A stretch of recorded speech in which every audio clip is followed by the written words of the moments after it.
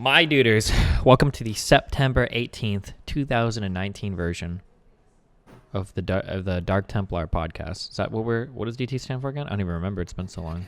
Oh, dude, I don't know either. Actually, I'm trying to think of a cute acronym that's not Donald Trump, but I don't know if I can. My shitter is too low to figure it out. Honestly, I'm not clever enough. How's life going for you? What have you been up to? Oh my God, dude.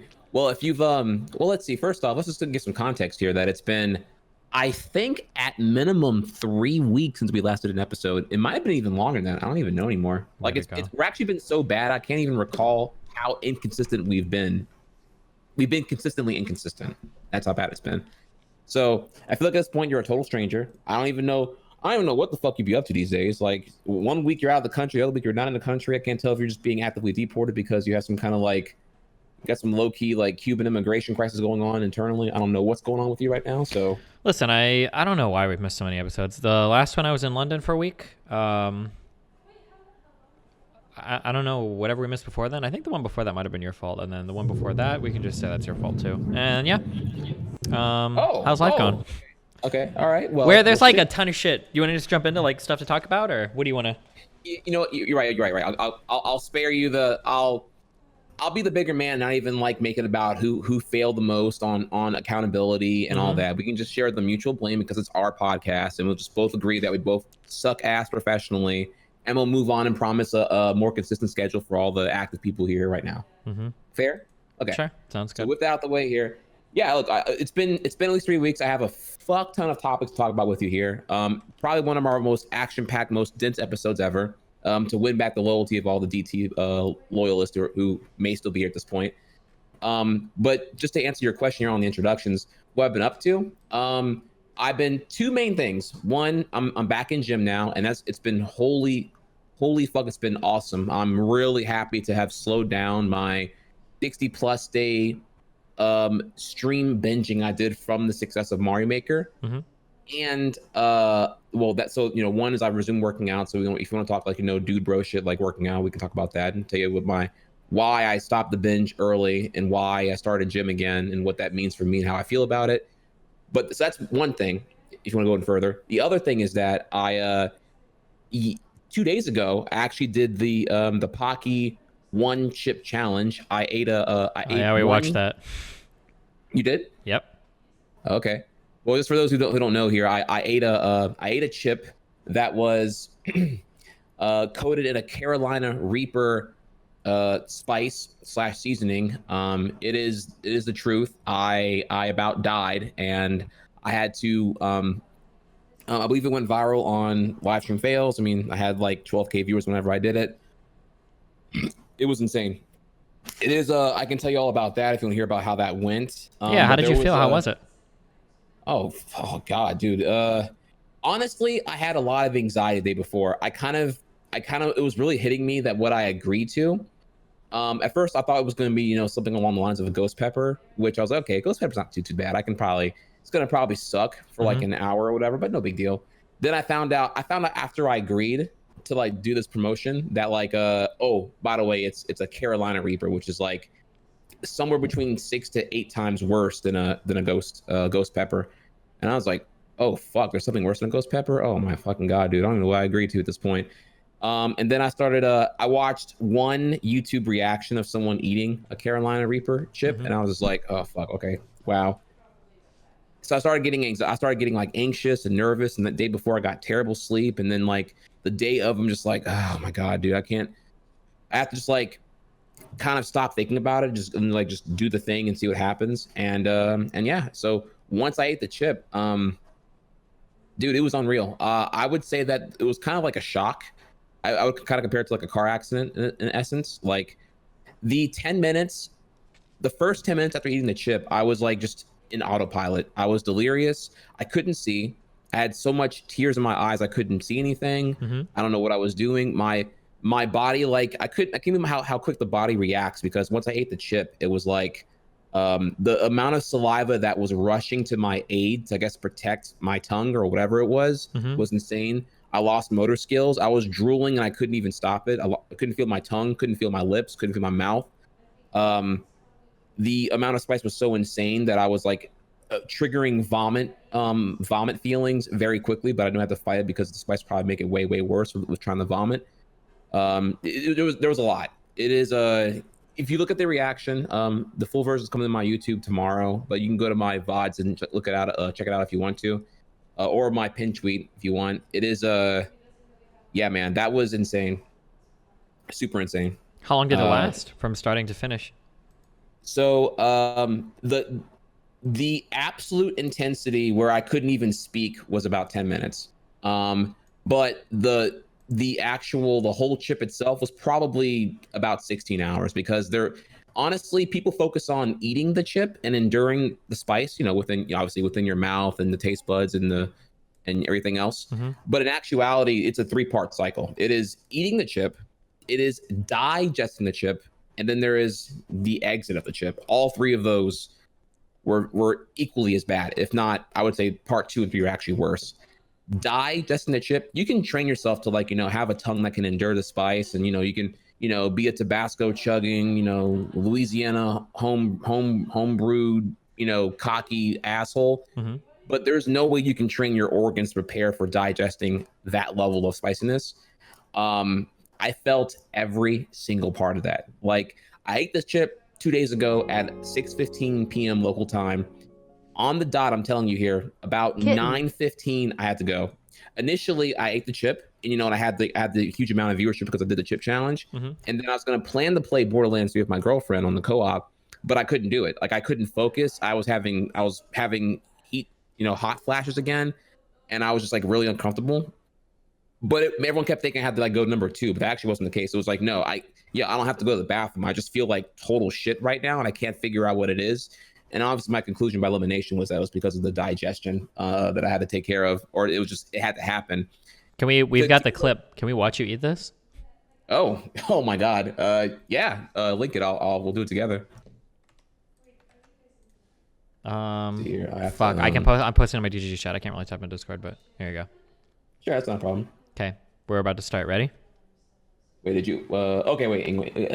Not even close to ready. Dude, do I go? Fuck, if you give me 30 seconds to get all this shit ready. I like how the title of it is so it's such an undersell on the title here. Holy shit. All right, 1 second, I'm almost ready. All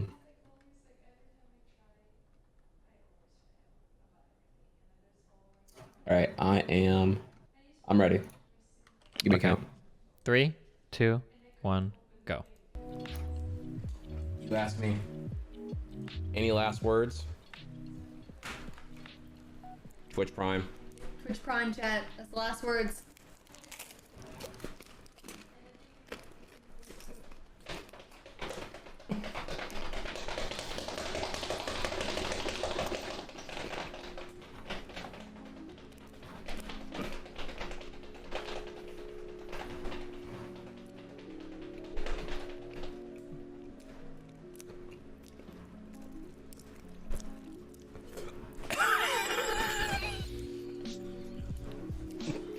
You have some PTSD watching this? Oh, dude, do I? No! Drink some water! Oh my God! Wait, did your girlfriend eat the whole chip? She did. Oh shit! No. Wait, why is it not affecting her that much? The heart rate? Oh, dude, because I was No. Why is she seems like it's not that big a deal to her. Why? I don't, because she's inhuman. I don't fucking know, dude. My girlfriend's from planet fucking the sun. I don't even fucking know, dude.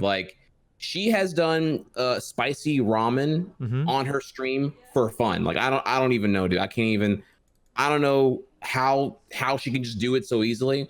She actually, not only did she eat the chip and pretty much I'm the YouTube clickbaiter giving the obnoxious reaction. She's sitting there worried about me thinking I'm about to die.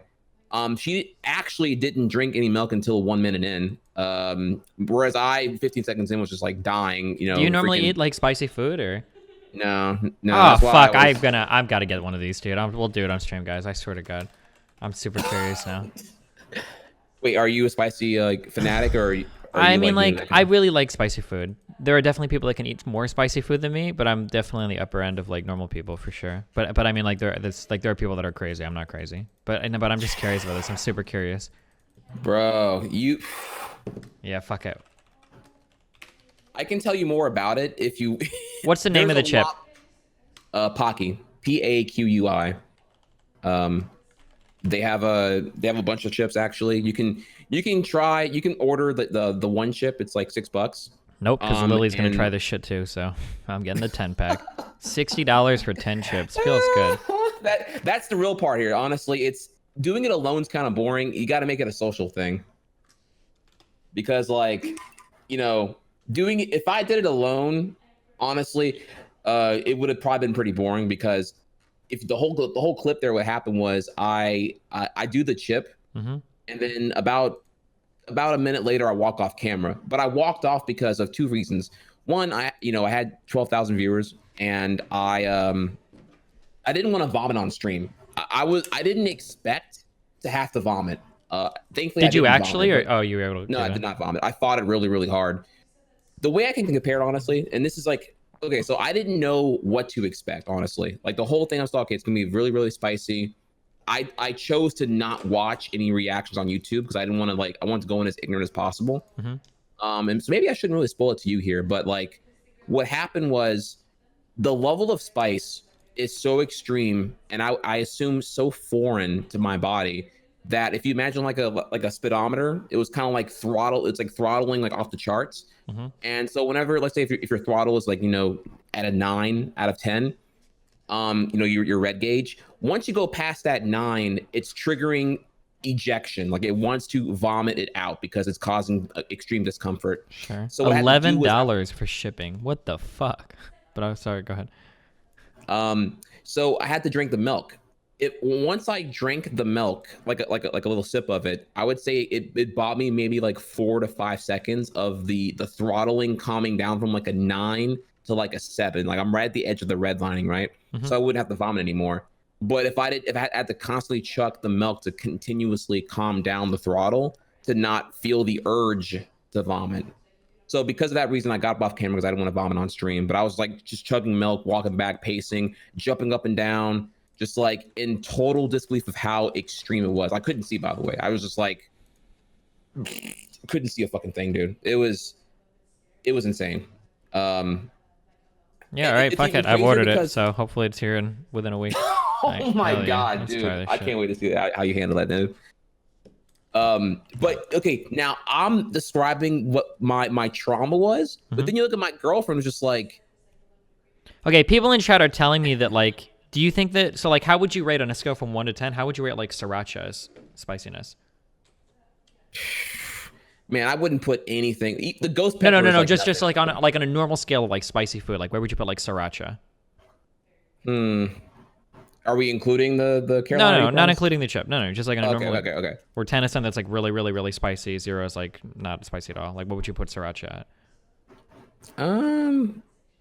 Dude, I don't know. It's so tough for me to like remove the context of the Carolina Reaper and all the other shit in here. Mm-hmm. I don't know, like 6 out of 10. Okay, so can you, like, 4 out of 10. comfortably eat, like, stuff with a lot of sriracha on it? Yeah. Okay, all right, because people in my chat were saying you said that sriracha was, like, super spicy or something, so I'm not sure. All right. I did.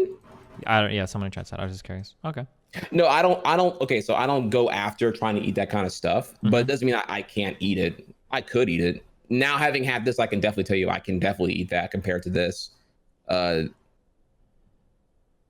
Gotcha. Yeah, it's like really, really hard to give this like an accurate rating because like I don't know, like you're like rate sriracha, but rate it irrelevant of what I've experienced already. And so it's just kind of tough to like eliminate that because I don't know what the spice thing you've tasted is. Mm-hmm. Okay, cool. Yeah, I was just curious. All right. Sounds good. Got something to do now.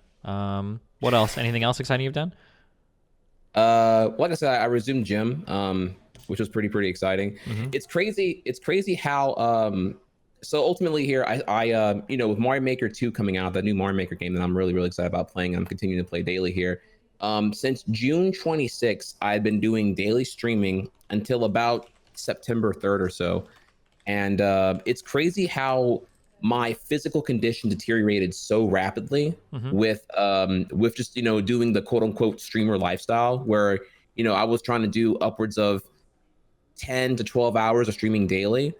And it was only sustainable by maximizing as much free time as possible by, you know, doing the Uber Eats diet. You know, I'm ordering Uber Eats twice a day. And I'm just like, you know, I wake up, I'm live within an hour of being awake. I'm just ordering food to go to eat while I'm on stream, essentially. So I'm in my chair a lot. I'm not moving. I'm eating a lot. It's very sedentary. It's very unhealthy, blah, blah, blah. Did that essentially for 60 days straight, where the only moving I really did was before and after the stream when I go walk my dog. So that way I actually would, like, you know, get, you know, somewhere above 2,000 steps in a given day. It's crazy how quickly my health deteriorated. I felt like total dog shit. By like day 50, dude, I just couldn't do it anymore. My streams were boring. I felt no matter what I did, no matter what level of caffeine I consumed or whatever, I was yawning within 2 hours of being awake on the stream, and I couldn't power up. I couldn't give fucks to give, honestly. I was just out of it. I felt like I was a zombie, honestly. So I was like, all right, dude, like I can keep pushing, because my goal was to, like, you know, do the stream binge until TwitchCon, and then I earn my breaks back again after TwitchCon. But I couldn't do it anymore. I just felt like I was more like doing this marathon for the sake of the bragging points of how long I did it, but it was definitely like lowering my output quality on my streams. Like, I don't blame you if you didn't watch me that towards the end of August, because I was just like, well, I don't watch streams ever, so don't worry. But well, thanks, man. Thanks, bro. Yeah, don't worry. Yeah, so if I'm ever not watching, it's not because I don't like you, it's just because I don't watch streams, so don't worry. Nah, yeah. Have you, like, in terms of like how Mario Maker works, is it like fully like completed, like, or is there infinite amount of stuff to do because people are always making levels, or how does that work?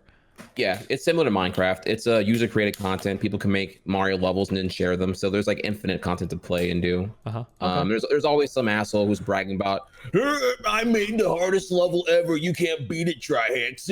I double dog dare you. There's always one of those dudes in my chat every freaking day. So it's all about a matter of, like, you know, do I want to like beat the level? Do I want to call this guy out? Do I want to, you know, or is this level just like stupid, bad, and dumb and obnoxious because like he made it so that I would rage quit on it or whatever? You know, these kind of things happen all the time. People are more interested in making like dog shit hard levels for like bad, unintuitive reasons versus making a good level. A genuinely like mechanically challenging level, right?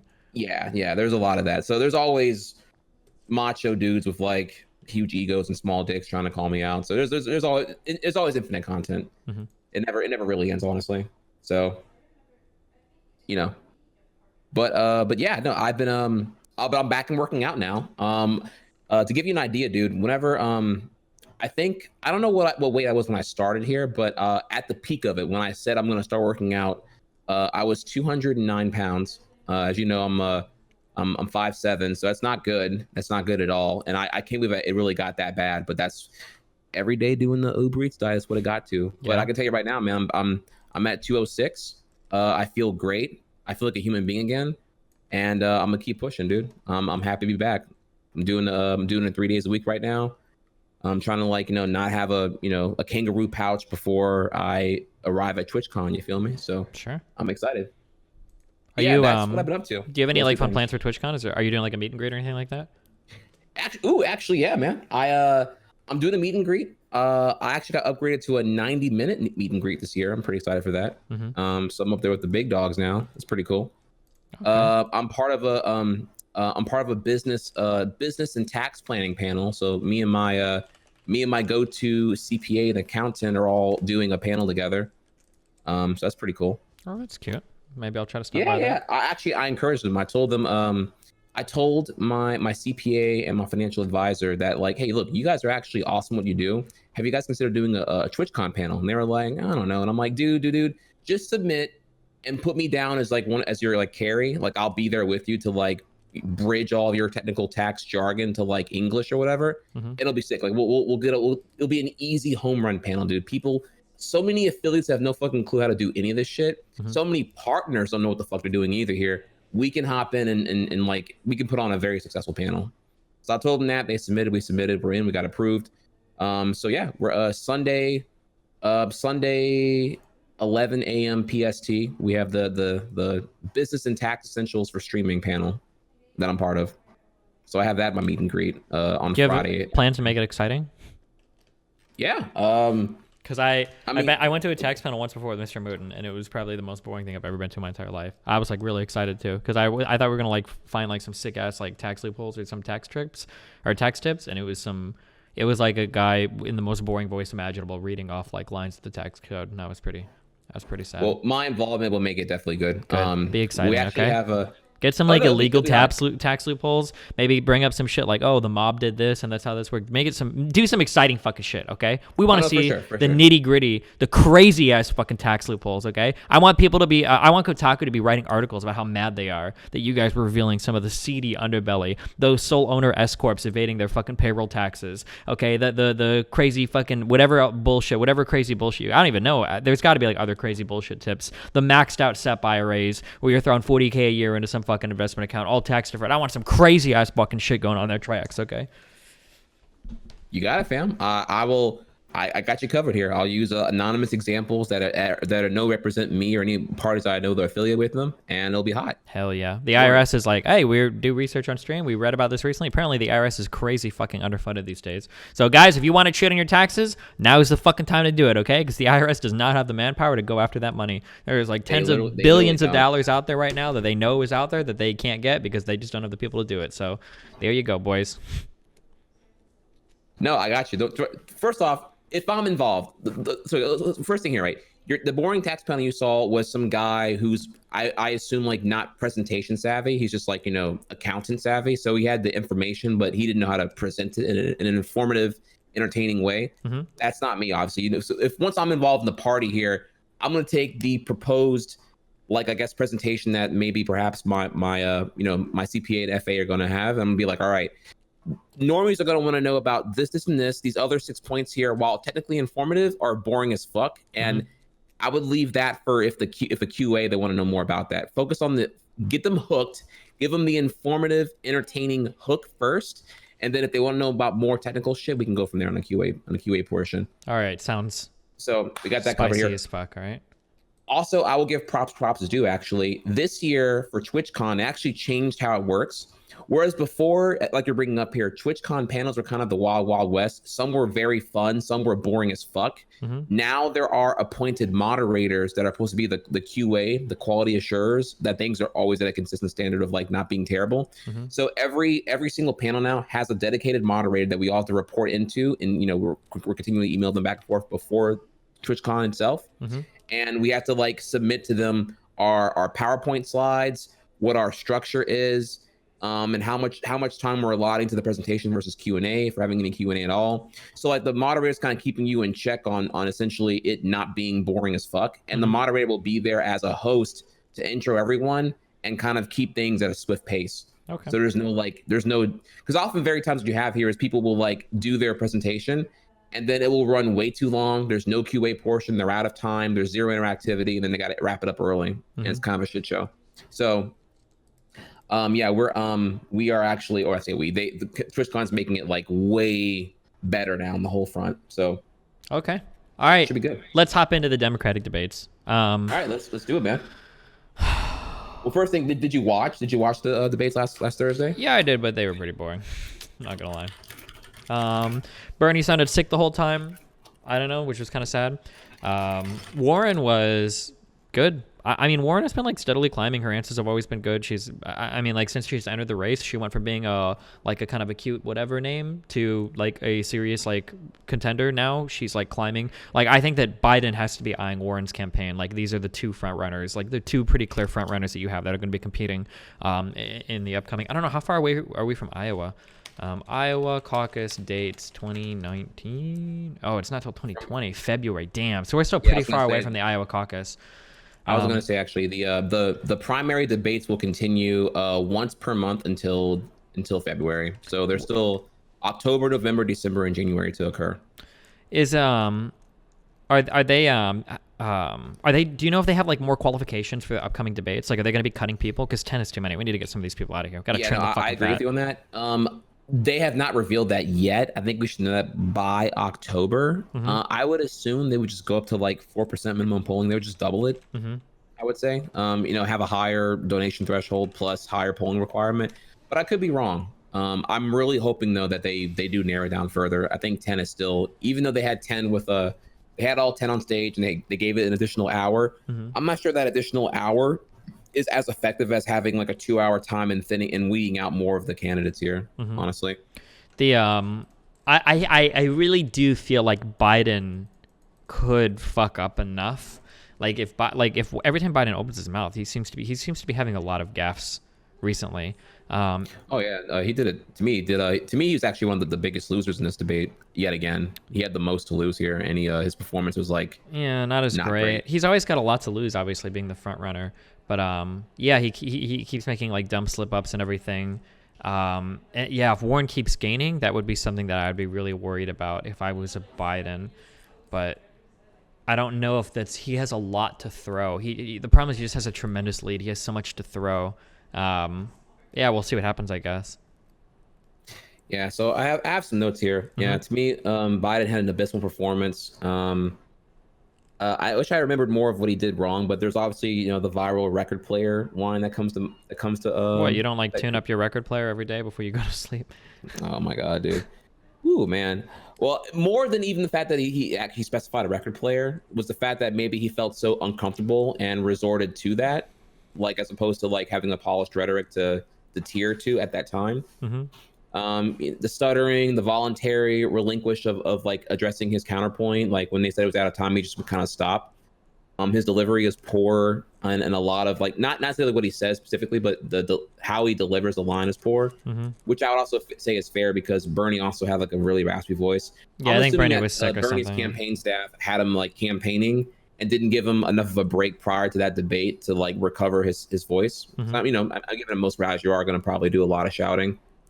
Even with microphones, you have to project pretty strongly, and if you're not used to that, yeah, you can string your vocal cords pretty easily, I would say.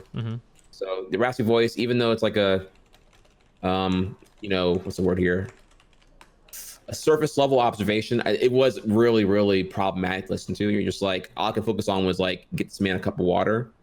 But obviously his voice was just already shot, so it's kind of unfortunate. Other points I have here for you though is that Kamala and Booker still to me did a horrible job. There was just a lot of word salad, appeal to emotion, and just very, very little policy. I mean, appeal to emotion isn't bad when you're doing this type of rhetoric on stage. I think the issue is just that it doesn't seem like anybody in this bottom crowd is really going to be able to break out. Kamala Harris had her huge breakout a couple months ago and nothing really happened. She lost everything. Pete always sounds good and his supporters seem enthusiastic and he does good fundraising, but he also just can't really seem to climb that much. He went up a couple points in the polls. Yang is just kind of hanging down there as the meme candidate. He climbed finally past, I think, 3 points for the first time, I think, in his campaign ever. Wait, who's this? Who's the meme candidate you said? Andrew Yang, the guy, the Freedom Dollar, Democracy I've heard Dollar. climbing as high as 7% now, actually. Under one certain poll. Oh, maybe. It was one that might be like a super biased one though. Yeah, I'm not sure. Yeah, but yeah, I don't know. Klobuchar is still. I don't know why she's still in. Beto is hanging on. Like, yeah, there's just a lot of whatevers that need to just kind of drop. Yeah. Okay, here we go. I got it for you. Someone here's telling me it was Yang got 7% in California, but it's 4% national. Oh yeah. So that's a huge clap to Kamala actually, because that's Kamala's backyard right there. Yeah. But no, I agree with you on Buttigieg. Buttigieg, honestly, actually the most frustrating segment of the dim debates from last Thursday to me was actually when they were talking about Medicare. Man, it was like, oh my god, I couldn't stand Biden's right-wing talking points about how are we going to pay for it? How are we going to pay for it? How are we going to pay for it? I found that. It's a good question. I mean, you're talking about a massive expansion of a government program. You're talking about maybe millions of layoffs in the healthcare industry is what's going to happen. You're talking about the borrowing of private insurance. You're talking about the restructuring of insurance of every single union contract and of every single employee across the United States. Like, that's a pretty beefy program that you're talking about. That Medicare for All is going to shake up a lot with the way that Bernie wants to do it. Like, I couldn't be more excited for it actually. You might be excited, but like all the people that are about to lose their insurance and all the people that are going to lose their jobs, and the fact that we still have to fight over the funding for it these are pretty big tasks. Sure. I mean, it net saves over the course of 10 years. I mean, I just want to get this whole thing here. It net saves over the course of 10 years. So theoretically, if Bernie's numbers play out correctly, but there's a lot to call into question here.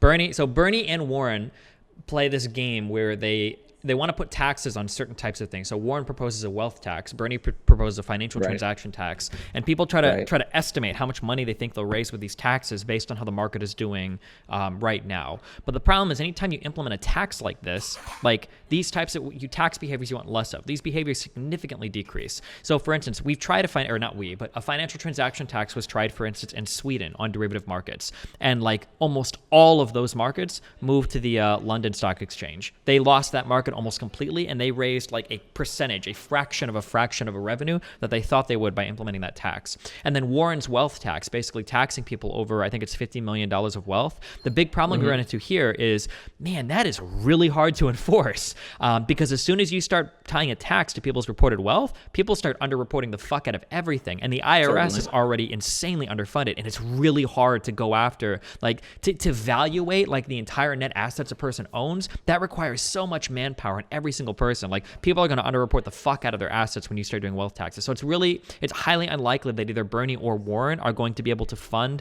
the types of programs that they want to do, which means you're going to have to fight over funding for these in Congress later on. So here you go on that. You're not wrong about both those things right there. My gut reaction was from the fact that it was so easy to get the military budget increase done last year, right? For the $50 billion plus dollars, just increase. That happened pretty easily. So in that regard, whenever I feel like the framing is compared to that, even if the 2% wealth tax and or financial transaction tax both fall through, I understand both those are under giant variables of behaviors. I feel like if the education factor of letting the public know, like, well, here's what was already done, you don't see really a direct benefit to it at all as an average American citizen. I feel like then there might be a little more of a public opinion swing towards just having more of the federal budget spent on that kind of thing. Yeah, I mean, like we have the military budget, which is like a lot of money, but the problem is that like a lot of this money is like just going towards, firstly, we're talking about spending money, not raising money. The military is kind of seen as a non-negotiable because a lot of the money that's spent on the military is there literally for like paying for military personnel and for paying for the ongoing like operations and maintenance of our like armed forces. So like nobody wants to defund the military in that way. Like Democrats or Republicans aren't going to say like, oh, the people in the military right now, we need to cut their pensions or we need to cut their pay. Like that's never going to happen. So like it's a lot different, like saying like because we fund the military, we should be able to fund like any other number of like hugely expansive programs. I just don't know. It doesn't seem like it's going to carry over in that way. And I guess I would have to compare the numbers. Our military budget is around, I think it's like $650 billion. I think that the expansion for this Medicare for All, I want to say gets into the trillions of dollars, I think. How much Medicare for All I recall costs? it being, I recall the military budget now being $770 billion, actually. Oh, maybe it's gotten higher, but like I'm pretty sure that Medicare for All expansion is talking like, you know, like trillions of dollars. Like it is a massively fucking huge expenditure that is coming from nowhere, that we don't have the taxes for it right now. We would have to allocate entirely new funds towards it. And then this doesn't mention the fact that like how many millions of jobs right now exist in private healthcare that could potentially be threatened moving over to this type of thing too. So there'd be like a massive layoffs here for industries that aren't going to be replaced because if you get rid of private insurance, not that I don't think that that's necessarily bad. It's just, this is a lot of battles to fight at once. And you're going to be expending, I don't know if any individual in the United States or any political party or any political movement is going to have the political capital to get this done, because you're going to shake a lot of shit up doing it. And I don't know, I lean in favor of a public option. It feels so much easier, and it feels like the path towards success, that reformatting and rebuilding on the ACA just seems so much easier politically than trying to make what is literally like the most extreme healthcare system in the world, I think. I rooted in compromise. I just can't get over that. Like it's such a shitty thing. As long as you continue to have the private sector existing at all, they're going to continue to use some kind of like parasitic lobbying effort to just continue to neuter and dilute what would be any healthcare system that's comparable to any other modern country that is doing it way better for cheaper and providing better care all around. I mean, other countries have private healthcare. There are other countries that use multiplayer systems. Even countries that completely do like single payer still have private hospitals. Like, it's not like just the existence of the private sector is going to like destroy like all public sector things. I don't think that's entirely true. Okay. Well, let me like in that, somebody can correct me. I believe the NHS is single payer, but they still have private hospitals, for instance. So even though the United Kingdom government has like one medical insurance provider throughout the entire country, they still have hospitals that are privately ran, and it's not like they're I don't know. I've seen so much negativity and negative behaviors and negative tendencies from the private sector. I actually was happy that Warren called that out on stage on Thursday, where she was like, where is this myth about people? This is the thing I really disagree with you on, actually, the idea that there are individuals in America who like their private sector insurance, their employer mandated insurance, where you're kind of like a puppet on a string and you're at the mercy of whatever your employer provides you with. You're at the mercy of whatever network their private care provides. And comparatively, under a single payer healthcare, you could just kind of keep your doctor and go with whatever you want to do and go wherever you want to go. I mean, people are happy with their insurance right now. Like, I mean, now a lot of people say, like, I looked at like all of the polling data on this, and like pretty overwhelmingly, like people who have insurance are happy with it and they're happy with their healthcare. Now, a lot of people try to say like, oh, well, that's just because people like their doctors, so they conflate that in their heads or whatever. I've seen some polling data that suggests that if you're guaranteed to keep your doctor, a much higher percentage of people are in favor of like an eradication of private insurance, which might point towards that. But politically, that's going to be a really hard sell when there were people that lost their doctors under the Affordable Care Act. Like, that did happen. Like, there were, and I'm not, overall, I think the ACA was really good. It definitely could have gone way farther, but like there were people that lost their doctors and lost access to certain hospitals under the ACA. So it's going to be hard to say that even a more extreme plan won't have that same thing happen. Okay. All right. Okay, let's see. What's the other one here? Not that I want to back off on that one. I'm just like, where would I go with that now? Well, I guess, okay. If anybody disagrees with me, Trihex, if you ever want to, throw them my way, okay? Because progressives and Bernie bros say some real dumb shit about healthcare. I got the polling data. I got the numbers. We can talk about it. I'm massively in favor. I lean towards a multi-payer system. A single-payer system might be the most effective, like in a vacuum, but the political capital, man, it's millions of jobs are going to be lost in private health insurance. Millions of jobs, right? And look at how many job losses affected the Rust Belt and got Trump elected in the last election, right? Imagine all those disenfranchised Americans that lost their manufacturing jobs that voted in Trump. Now imagine how easy it's going to be for Republicans coming back in 2024 when you've laid off, 15% of the U.S. economy that works in healthcare, and now it's time for them to vote again. Are they going to be voting for Democrats, or are you going to get a huge red wave coming back into the government? I don't know. It's a really hard sell, I think, politically. Like, damn. But okay. Sorry. Okay. So there's like, I hate that I'm about to even like go this route with it now. I guess we have to be under the agreement that like, it doesn't sound like that you particularly demonize private sector insurance. No, of course not. Right, which is kind of where I guess that we're different on that. Why would you demonize it? Because the behavior I've seen is usually because the whole idea of a profit motive behind healthcare to me is immoral. Like, if you're in the insurance industry relative to healthcare, it is in your agenda to decline as much coverage as possible, which I feel like is like ultimately it's at conflict. Providing care and ultimately profiting off of the suffering of those requiring care is a conflict of interest there. Yeah, but this is true of literally every single market. So if you're a healthcare provider, your goal is to get the most amount of money from the people paying into you and provide the least amount of coverage. That's your goal, right? If you're a consumer, your goal when you're shopping is to get the most amount of coverage for the least amount of money, right? And the goal is to have a market that is competitive enough such that eventually we settle into some equilibrium where people are able to get decent in the halfway point. Yeah. Now, so I understand.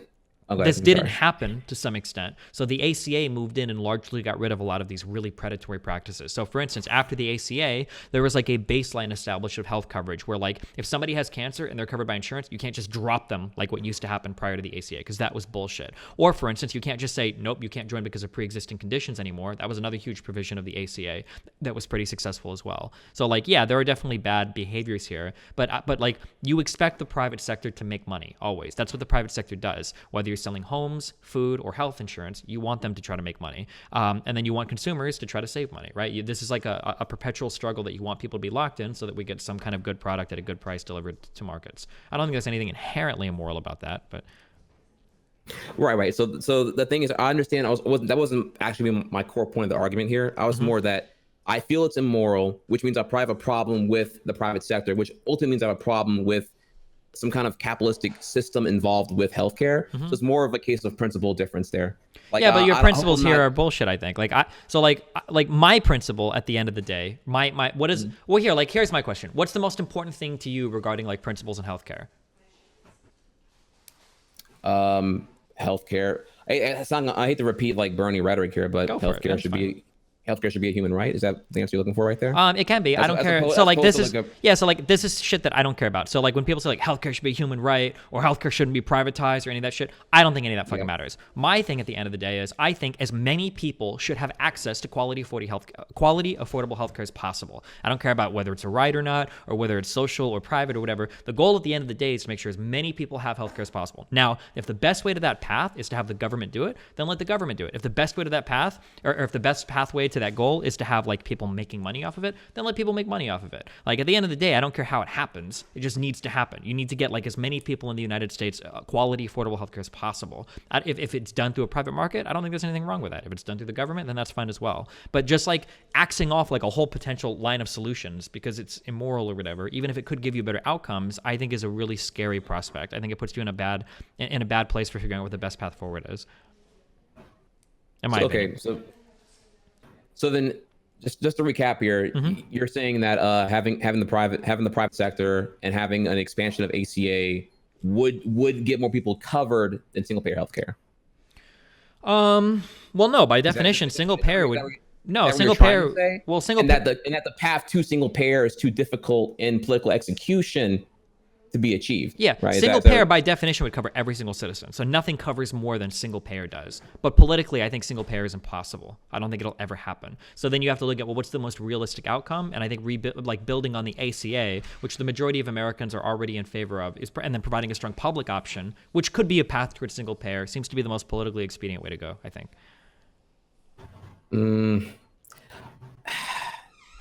I'm not a fan of the root and compromise. I know we kind of had this before with the Pelosi thing we talked about a couple weeks back here, but I don't like it because I feel like that would get further gutted even more. Like, have we not already seen Republicans gut ACA further and further over from its inception to where we are now with the removal of state? The Republicans cut the mandate. Sure, yeah.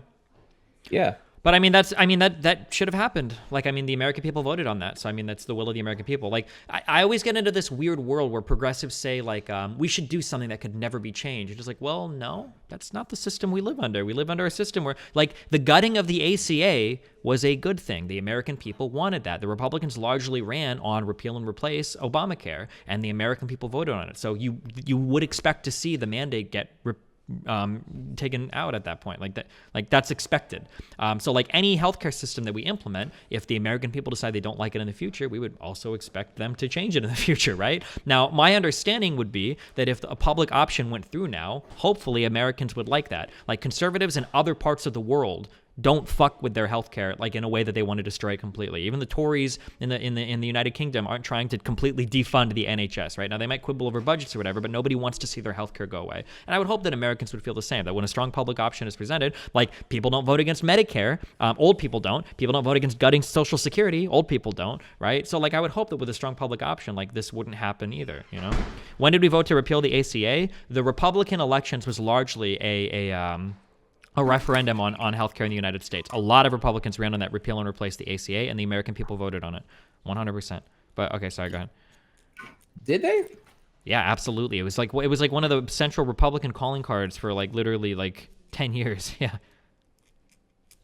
Or not 10 years, but yeah. Okay. Okay, let me see. Where was I going with this now? I'm sorry, I kind of lost track of where I was. I'm just saying that like you never, the idea of putting in something that's impossible to change should never happen in a democracy. That's never your goal. Your goal is to put in programs that benefit so many American citizens that they don't want to change it. And I think that like a public option will get us there. Hopefully. I don't think single payer is realistic politically, but yeah.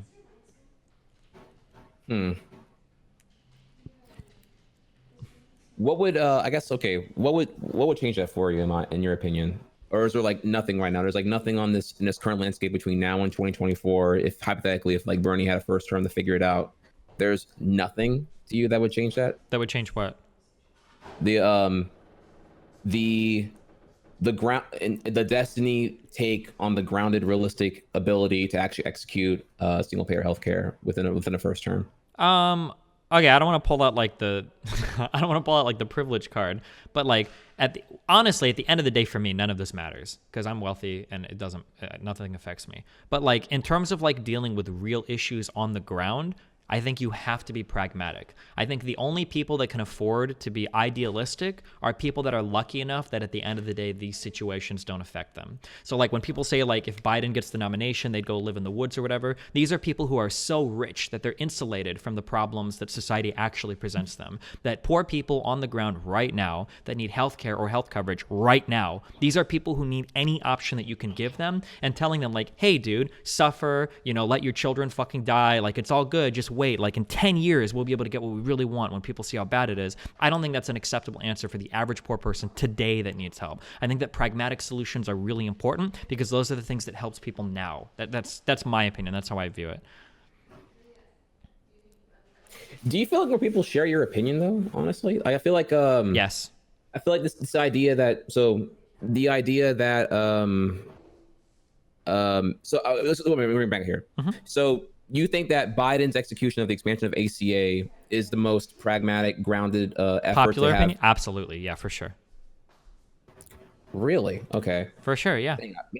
Maybe I'm in that progressive bubble a little too hard then. I mean, take a look at the polling data. Like I said, like it's really fucky and it's mind fucky. But like for instance, like if you look at like because if you look at if you live like in kind of like the progressive bubble, like Bernie Sanders is like literally like on his way to the nomination, and like his chances of winning it right now are like approaching 0%. Like he came in at like I think 25% when the whole cycle started, and he's only lost ground over the past several months after having an entire election season himself. He hasn't been able to gain any ground whatsoever, and now even Warren has come out of nowhere and is like a serious contender to Biden. It's coming up. Like I don't even know if you would even consider it like a 3-candidate race at this point. Like Bernie is completely stagnated at his like level of support, and it hasn't gotten any better. And like the biggest coalition that he shares is literally with Biden. So I mean, it's like when all these other people drop out, when Kamala supporters drop out, they're probably going to Warren. When Pete Buttigieg's supporters drop out, they're probably going to Warren. Like the idea that all these people in America are ready for this big socialist revolution, huge single payer nationalization, expropriation for everything, rent control all over the country, like I just don't think it's borne out very well with the average American person. Maybe with like people debating on Twitter it is, but I don't think the average American citizen or even the average Democrat is ready for changes this extreme yet.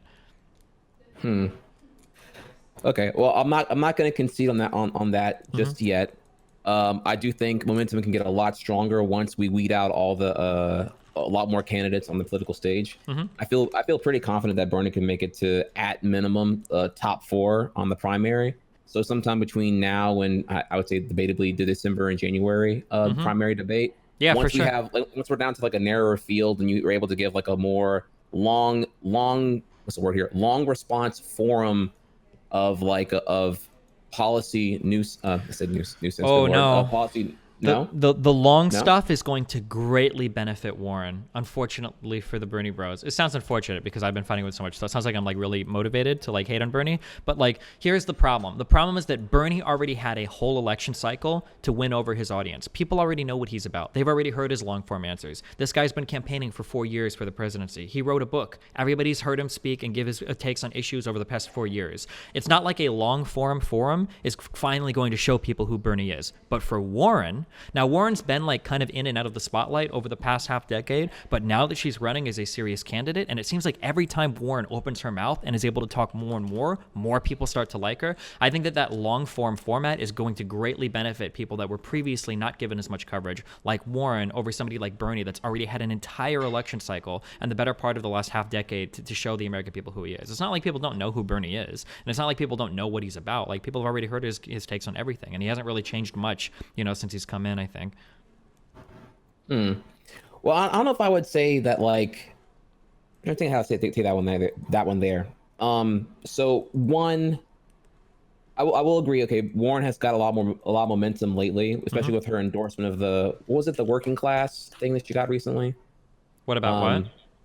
she got an endorsement from some pro-union thing. I forgot what it was. Oh, the Working Families of America, I think.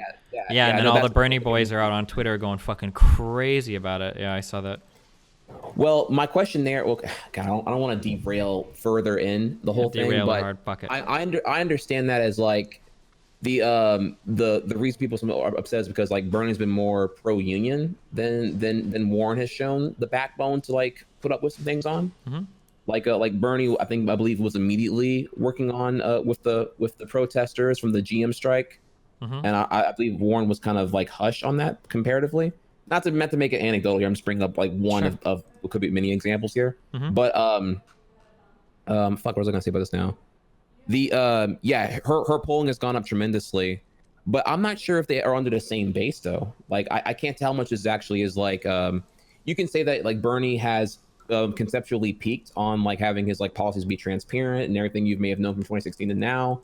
Being the same thing. People are picking up and adopting his policies, and then things like Medicare for all no longer revolutionary or too radical. You've seen other people on stage, particularly even recently as last Thursday. I mean, it's possible that people just endorse who they like think has the greatest chance of winning and getting policies that they like enacted. Like even if Bernie might be more pro-union, it could. I haven't read their statements on why they support it. I watched like a minute of the video, but it was like generic bullshit. But it could just be that they think that Warren has a greater chance of both winning and getting policies that they support implemented, rather than Bernie's, which are a lot more extreme.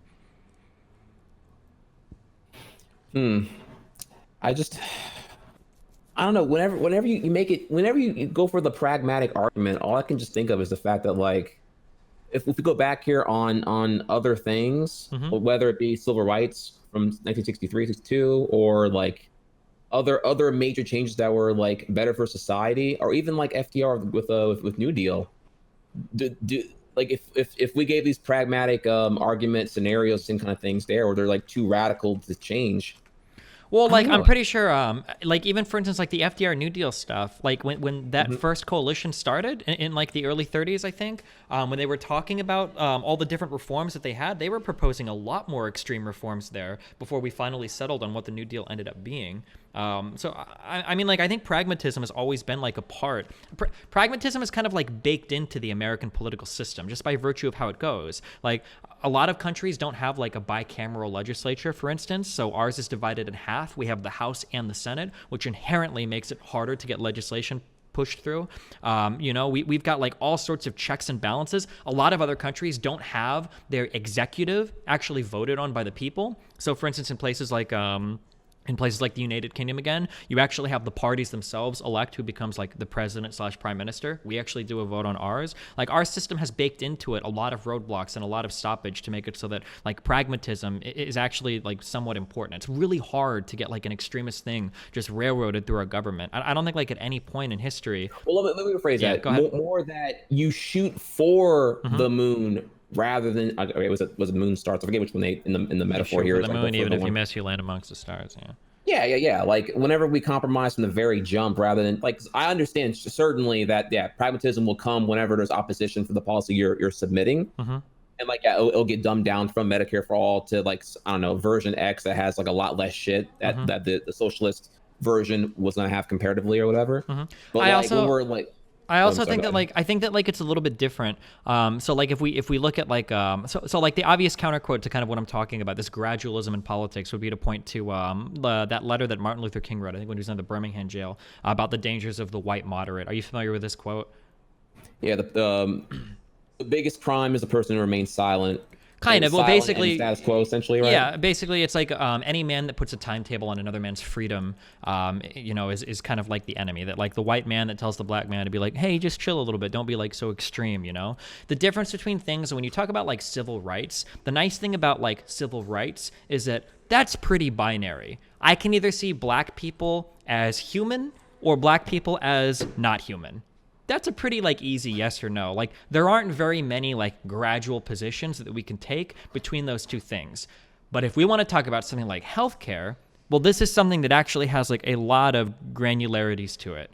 Or if we want to talk about like Brexit, this is something that actually has like a lot of granularities to it, right? Where it actually is harder. It's like when it comes to civil rights, like morally, I think most of us can agree on. There's a pretty clear like right and wrong, and that's it. But when we talk about like complicated like economic social policies, it's not as easy as to say we need to go extreme in this direction when there are actually a lot of valid answers on the way there. Single payer is an effective system. Single payer or multi-payer is an effective system. Public options are effective ways to do it. Now, for civil rights, having black people counted as 3/5 a person, not really acceptable. 4/5 a person, still not acceptable, right? Redlining, lynching, not really acceptable, right? There aren't very many like stops on the way between like, are black people considered just as much a human as white people or not, right? You have like, that is like a thing where you should be extreme. Like that's an all or nothing. Gay rights, that's an all or nothing. Trans rights, that's kind of an all or nothing. It gets a little bit more complicated with the medical stuff, but yeah. But like for things like policies, like healthcare, I'm sorry, I'm only bringing this up as an example because I don't agree with the analogy that like pushing for single payer healthcare is the same as pushing for civil rights. Civil rights should be a pretty unless you're like Nick Fuentes, like a white nationalist, it should be like a pretty black and white binary issue.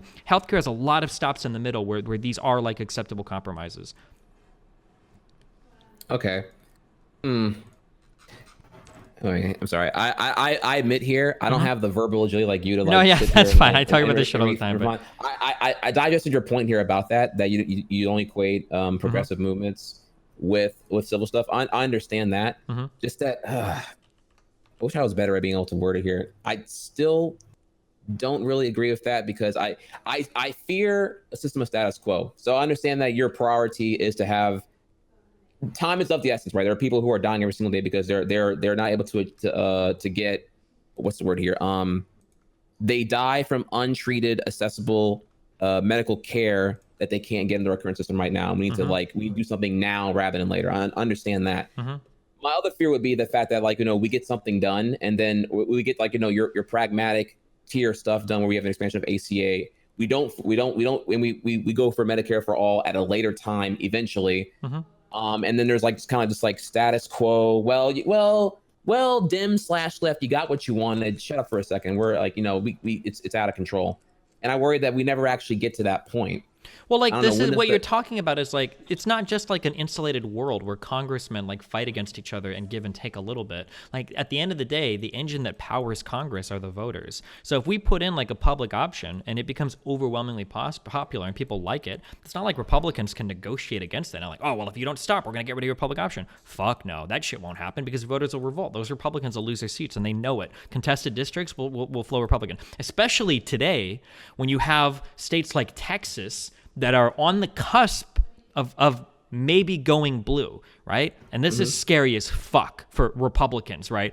So and these healthcare issues pull in a pretty one-sided manner. Most people are not happy, with the way that things have gone in the past. That fight to defund the ACA, even though Republicans ran on it, it was kind of like Brexit. When it actually came time to do something, they barely skimmed by on gutting the ACA, on rolling back that mandate, even though Republicans had campaigned on it and even won elections on it, at the end of the day, people still weren't 100% decided on, how things should play out. So I would hope that if a public option got put forth and Americans were happy on it, it would become a future non-negotiable. You wouldn't see people try to attack it. Republicans couldn't use it as political capital or leverage rather, because people would like it and it wouldn't go anywhere, I would think. Yeah. Okay. Well, let me see. What was the other thing I had with that whole thing there? I'm sorry, guys. Just give me a second. Okay. So, fuck. I'm sorry. I'm kind of crashing a little bit. I'm trying to take all that and it's like a giant blender of bullshit for me right now. Another thing that and I'll admit I had a total blind spot for this as well, because I hadn't paid attention to electoral politics until the past couple months. A lot of problems that people have too is people like to look at polling data and like to look at politics as on a national level, where they'll say somebody in your chat said this, I didn't see it. Oh yeah, Congress goes against voters all the time. What is this logic? Voters in the United States are not a large block of people that vote on a singular thing, save for the President of the United States. Whenever it feels like Congress isn't representing the will of the people or something weird is happening there, what you have to look at is, hold on, who's actually like voting on what. Because when you start to break it down district by district, well, now things start to make a lot more sense, right? So for instance, when like a lot of people in chat right now are probably wondering like, I don't understand why we haven't tried to impeach Trump yet, right? Like so many people are pushing for it. So many people want it. Why does Pelosi say we shouldn't try to impeach Trump? It doesn't make sense. It's like, well, if you're in a safe district where you're guaranteed to win your election, then yeah, you want to impeach Trump. But if you're a Democrat and you live in a district that went plus 20 points for Trump in the election cycle, supporting impeachment of Trump there is a lot more scary, because when your seat comes up for re-election, and if you're in the House of Representatives, that's every election cycle, it's going to be pretty scary to have said, hey, I voted to impeach the guy that most of you guys voted on, right? It's a lot harder to take that line now. So when you look at Congress, you're like, oh, well, most Americans support impeaching Trump. Why aren't they doing it? Well, that's probably because if you look at the particular districts they're in, they don't want to risk losing those seats. And people don't just go, like if you're a representative or a senator from some state, you don't go by what the national polls say for what policy you should vote on. You look at what your voters want you to vote on, right? Because you represent the constituents from where you're from, not the American people broadly.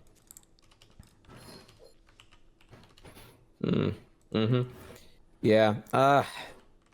You made a point earlier about Congress that I thought was a little bit. I wish I remembered exactly what you said here. Congress doesn't usually vote with the American people, though, right? They usually vote in the interest of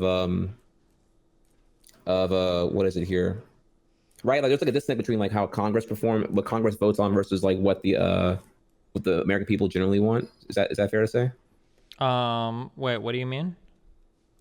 Like when Congress votes on things, generally it is not done in like a representative of like the public domain manner. Am I wording that correctly here? I might be wording it kind of badly here. I'm not sure. I guess I'd have to know like the particular issue, and I guess we could look at like the votes and the polling data, but yeah, I'm not 100% sure right now. That's such a broad. It's not a strong point. I recall here this might be wrong now. I remember that this like vibrant statistic here that like Congress at one point had like a 9% approval amongst the public, and it's usually because they were like voting in the disinterest of their of the representatives. Yeah, so like this is, I'm familiar with this stat. I don't remember what it is, but it kind of supports what I'm saying. I want to say that like, I think like the broad support for Congress is historically low, I think. It's like in the single digits. But I think most people have a positive opinion of their particular congressperson. So like it's basically going along with like, yeah, Congress doesn't vote with the American people. Congress people vote in accordance with what will get them reelected, which is ideally what their constituents would want. I wish I could find this exact number, but okay. Well, look, just so I don't like die in some kind of like a grenade zoom flash of like beta-ness, I'll just say here again. Sure, yeah, that's fine.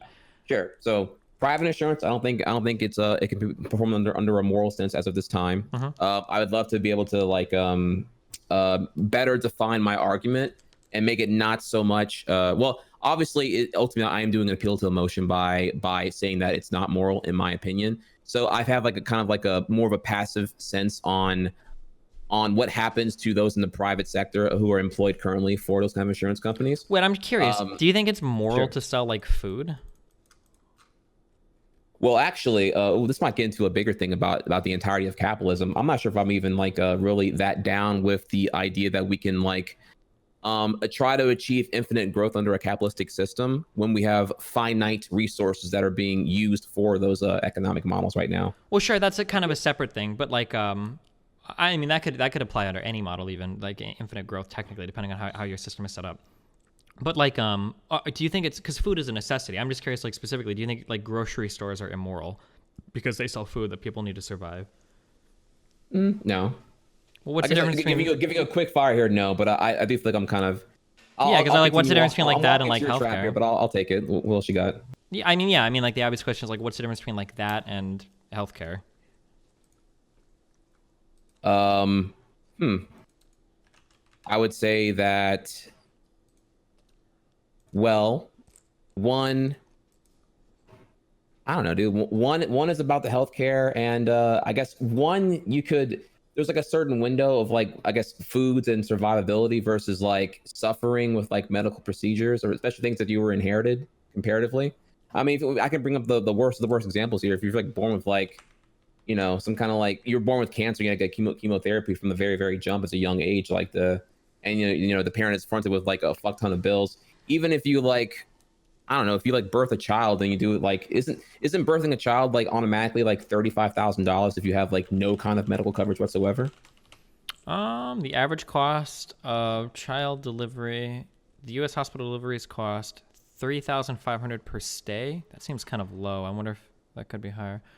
Here I'm just reading a Guardian article says $32,000 to give birth. That sounds at average cost without complications is $10,000. So I guess anywhere. Oh wait, which can increase to $30,000 when factoring care provided before and after pregnancy. So maybe around $30,000 to have a baby. Sure. Okay. Without insurance, yeah. Maybe I can also probably maybe word it better. Well, like, so like what I think is like the reason why it's hard to give an answer is because like the core value that you're looking at is whether or not it's immoral or immoral to provide some service that somebody needs. But the reality is I think you're actually closer to my position than maybe you have kind of thought about or that you feel. And the reality is the reason why you're okay with people selling food instead of selling healthcare is because most Americans have access to food.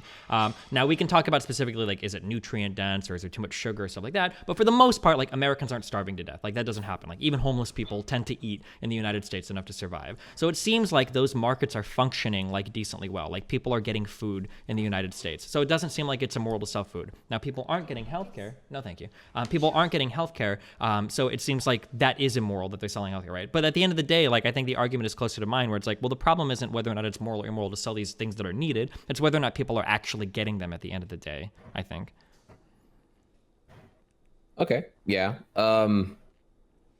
Well, hang on. We also, I think I can do a little better here. Yeah, it's not that the private sector. It's not that the existence of the private sector. It's more that the as long as there's a profit motive, there is going to be an incentive to withhold care. Like you can provide care, certainly. The private sector can like choose to like price it whatever they want and be more competitive with a public option, whatever it may be here. But the idea that ultimately it's going to be in their bottom line agenda. I'm kind of repeating a point here again, but like as long as you have a profit motive in the whole thing, your agenda is going to be to decline as much care as possible and just fuck everyone over as much as you want to. Which I if you want to use a food analogy, you can't. Something about it doesn't really add up to me though. I feel there is kind of a difference there. Well, but because like okay. The point was that and this might even disagree with me here too but like you could refine Medicare for All to maybe include job replacement initiatives for those dislocated by the abolishment of the private sector. But do you think that's also a bad thing here too? Wait, say that one more time. Like, one of your sticking points here was that the disruption of the current healthcare economic model by having those in the private sector, if it gets abolished under Medicare for All with no private option, those people who are currently in those private Medicare insurance industries are going to be jobless. And it's going to ultimately affect a lot more things concerning like who they vote for and what's going to happen from here going on to the next election. But if those people who are going to be affected negatively by losing their jobs under Medicare for All's implementation with no private sector, couldn't you just include like some kind of like job replacement initiatives under? Like how? What would you replace other jobs with? I don't know. Couldn't they get swallowed into I don't know with the rapid expansion of Medicare coverage, couldn't you just like? Well, no, I think one of the whole points of the Medicare coverage is that it wouldn't be as bloated and bureaucratic as private insurance is. You wouldn't replace every single private insurer with a public insurer, right? The system would be far more simplified. That's one of the greatest arguments in favor of single payer systems is that you wouldn't have the multitude of different private insurance covers and everything, and it would be a more simplified, streamlined system. Well, okay, I don't have the specifics here for you right now, which I guess unfortunately makes my argument kind of a little bit neutered here. But I would imagine that someone smarter than me, oh man, fuck, I don't have a great argument for this one here. I would feel like someone a lot smarter than me, who's a lot more faster with the verbal comebacks here, could probably come up with something here. Sure. Because I feel like this is like you're bringing up a valid point here. This seems like too big of a point to have not been addressed by anyone's M4A policy. So what seems like too big of a point? All the people going on and the economic populist point, or the point that people under the private sector are going to become unemployed overnight because their industry is going to be non-existent, quote unquote. I don't know. Does anybody know what Bernie says about? Yeah, this is where it's cool though. Like I can take that here and dive hill without any reform. And come back next week, maybe have a little more to talk about it here, but. I'm actually somewhat conceding to your point here that that I feel strongly morally, even if I can't counter your moral debunking of my morality at this current time here. But your point seems too valid for that to have not been addressed at some point in specificity. Well, I mean, like, I guess, like, the way that some of these people say, like, Bernie says that this transition would happen over the period of several years, so maybe they think people would find something different, like... Yeah, I want to say actually that he does give it a quite a bit of time. Some have critiqued him for his implementation of M4A not being under 2 years, but rather under 4. So I think there is some ground of realism here in how how many phases it's going to go into the whole thing here. But yeah, I wish I could just phone a friend right now. Good Lord. Yeah. Yeah, no, I just have that for you there. People are like, I'm just like looking at like random stuff. I've seen anywhere from like 800,000 to 1.5 million jobs lost, assuming we transition over to a Medicare for all system. Apparently, some Congressperson, Representative Pramila Jayapal, said that they could get job retraining, like some vague thing like that. But I haven't heard a serious proposal for how those jobs will be replaced. I don't know if anybody's heard Bernie talk about this, like where he says like the jobs would go. Other than like some candidates who point to like, or go ahead. So do you find that anyone's proposal for Green New Deal is also not good because of all the displacing of like coal and other like fossil fuel related jobs? Kind of, but I actually don't have to take that fight. For example, AOC's like again template implementation included a template for job replacement initiatives. Yeah, so the Green New Deal wasn't about the environment. The Green New Deal was about like pushing through like big reform of like job related stuff, right? So like federal jobs guarantees and stuff. But I don't have to oppose the Green New Deal. Actually, the labor unions do that for me. The AFL-CIO opposes the Green New Deal. A whole bunch of other labor unions fight against environmental change all the time. On my personal standpoint, I usually don't talk about environmental issues because I kind of view it as like a big doomsday clock. I think that the best thing you can do is like prepare yourself financially to deal with like rising tides and stuff and hope that it's not like an extinction level event. But because the reality is that to combat climate change, a few things have to happen. One, consumption almost certainly needs to decrease, which is something most people aren't willing to do. Two, a lot of jobs need to just fucking get axed immediately, which is something both Republicans and Democrats don't want. And then three, there has to be like widespread like coming together of both sides to combat this issue. Not both sides, I'm sorry. Like there has to be a global community ready to fight these issues. And I don't think it'll happen. Like climate change is just, that's like, you're fucked. I don't think the world is ready. That's a problem that came a little bit too early for us. And I don't think we were... Wait, whoa. You think there's not a global community ready to come together to do this? No, absolutely not. Wait, then what's like... I'm not the saying... thing is that the average person just doesn't give a fuck about climate change. What? The average person, What? the average person that goes to work to feed their kids, that works their 9 to 5 or 2 jobs, the single parents, the people that are working in poor countries that can barely like feed themselves or barely put a roof over their families or barely send their kids to school, aren't thinking like, well, what is like the new green initiative today that I can engage on to help the world become a better place? These people are like generally just concerned with trying to feed themselves, feed their like families. Economically impoverished right now in USA, certainly, but you said like a global thing. Yeah, on a global level. So like on a global level, the people that fight the hardest against these changes are the people that are poised to be polluting the most. People like India and China don't want to be punished under these stringent like industrial guidelines about like how much they can pollute, because every other country got to become a first world country by polluting their way there, right? So like these countries get fucked the hardest. Yeah, this is why like people are critical of like the Paris Climate Accords when they say, hey, you know, like it's kind of bullshit that America has to not pollute when all these other developing countries are allowed to pollute like crazy. It fucks our industry over hardcore, which is kind of true. Now on a global level, it doesn't really matter. Pollution is pollution. It doesn't matter who it comes from. But on an individual level, there's a lot of like moral hazard. There's a lot of fucked up incentives going on all over the world in terms of like how much you can support, you know, like these kinds of things. Like if you're talking to like a poor worker in some other country and he has to say, okay, well, I accept that my job is going to go away and maybe my family will starve, but it's going to make the climate of the planet better. People don't care about that shit. It sucks. I think that climate change is like the most important issue that's like facing mankind. And it's really sad because when we watch movies like Independence Day and all the other movies, when you see like aliens come to Earth and like everybody bands together to fix these problems, I think that climate change is a problem that came too early in human history for us to like effectively deal with. We're nowhere near unified enough to do it. Like we can't even protect intellectual property from China. Why do we think we'd be able to dictate what their industry should do? Like climate change is going to be taken seriously when widespread disaster starts happening. So for instance, instance, and not when like hurricanes get worse or some flooding happens, but like when parts of the planet start to disappear under the ocean because of how much climate change has affected things, and then when mass migrations start to happen from equatorial regions or coastal regions, when all those people start to move inwards and it starts to fuck up like middle class and rich people, then people will take climate change seriously. But until then, I don't think like major. So I do agree with that.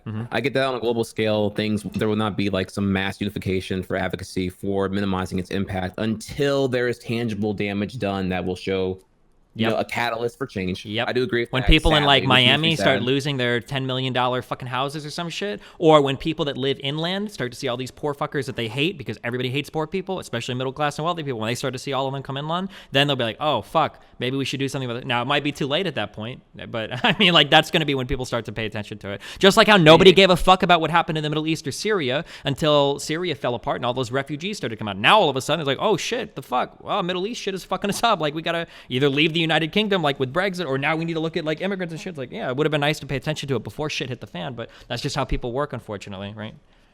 Yeah, you're not wrong about that. It does kind of seem like a doom clock there. But I do feel like I just don't know if your idea that people just don't care, I find that really hard to swallow in a lot of ways, actually. So like this is something where I would like would heavily sorry, go ahead. Nom nom. Wait, was that pancakes or was that like ravioli? It was pancakes. Oh shit, okay. This is something where I would like heavily recommend going out and like talking to like a working class person. And I think you would be like really surprised to find out that like a lot of these people, they don't know fuck all about like anything. Like these people, like here's something that I'm very confident of. If you were to pull the average working American, wait, real quick, the average working American, 90% of them, maybe more, wouldn't know the difference between like single payer and public option. Like I guarantee it, 90% plus wouldn't know the difference between these two things. No more. Yeah, I like these are issues that people think that they know because they're like heavily involved in it, like in online stuff. But no, I'm gonna be fat as fuck. We're not gonna eat if you keep feeding me shit. Okay, go. Sorry, go ahead. I guess how much of it do you consider like when you ask about the average working class here? I mean, I feel like the average working millennial is aware. And maybe I could be wrong on that. Again, I'm arguing anecdote versus anecdote here, but like versus like the average like Generation X or older individual who may not be as like savvy or just may consume more corporate news, where it's like, you know, an agenda that's going to be biased towards fossil fuel industries that continue to like want their propaganda issued where so like people keep saying this, but it's not that simple. It's not just the lobbyists and it's not just the propagandists and the fossil fuel industries do it. It's the workers too. So for instance, here in California, in my great state that I've lived in for 10 months or whatever, right? We're ready to flip a switch and turn on the cheapest solar power in the fucking world. We've got like a whole bunch of fucking batteries built. We can supply for 4 hours into the night. We can supply people's homes with solar power. We've got one of the largest batteries. It's like 2 or 3 cents per kilowatt hour for power. It's the cheapest shit in the world.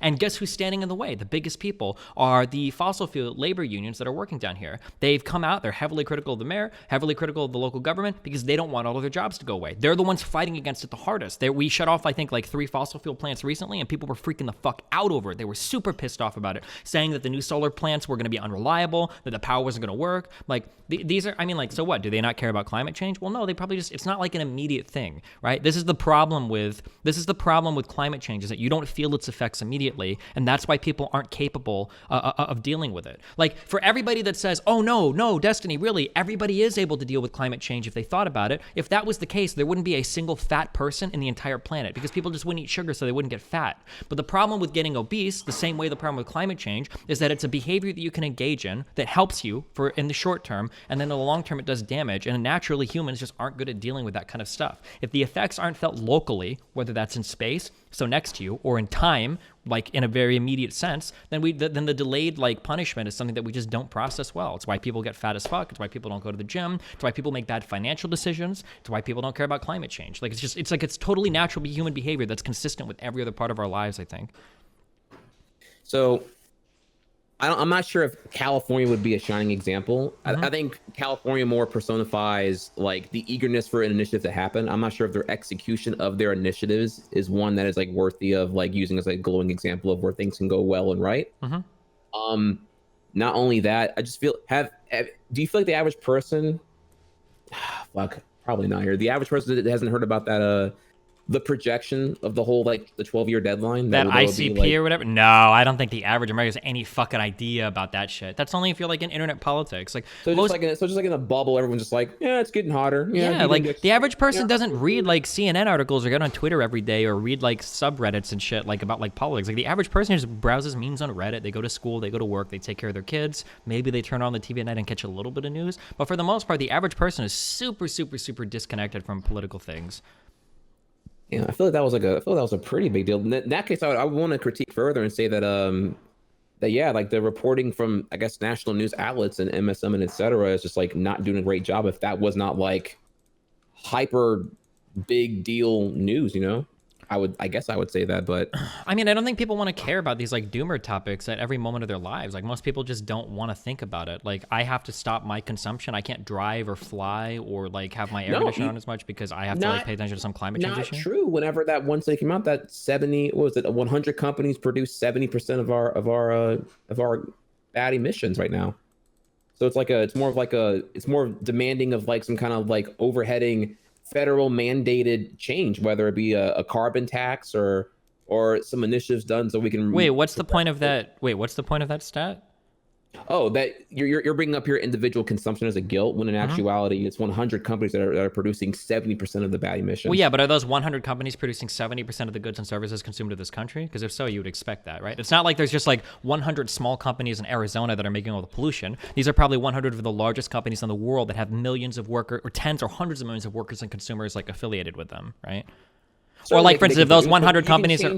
You can change their methodology of how they're producing those goods. Yeah, but when you start changing the methodology, you're going to increase the costs. And now you run up into another thing. If you increase the costs of like gas or energy, right, who gets hurt the most? It's not me, because I made a fuck ton of money last year, right? You did too. I don't give a fuck if gas goes to $10 a gallon in the United States. That doesn't affect me at all. I don't care at all. But...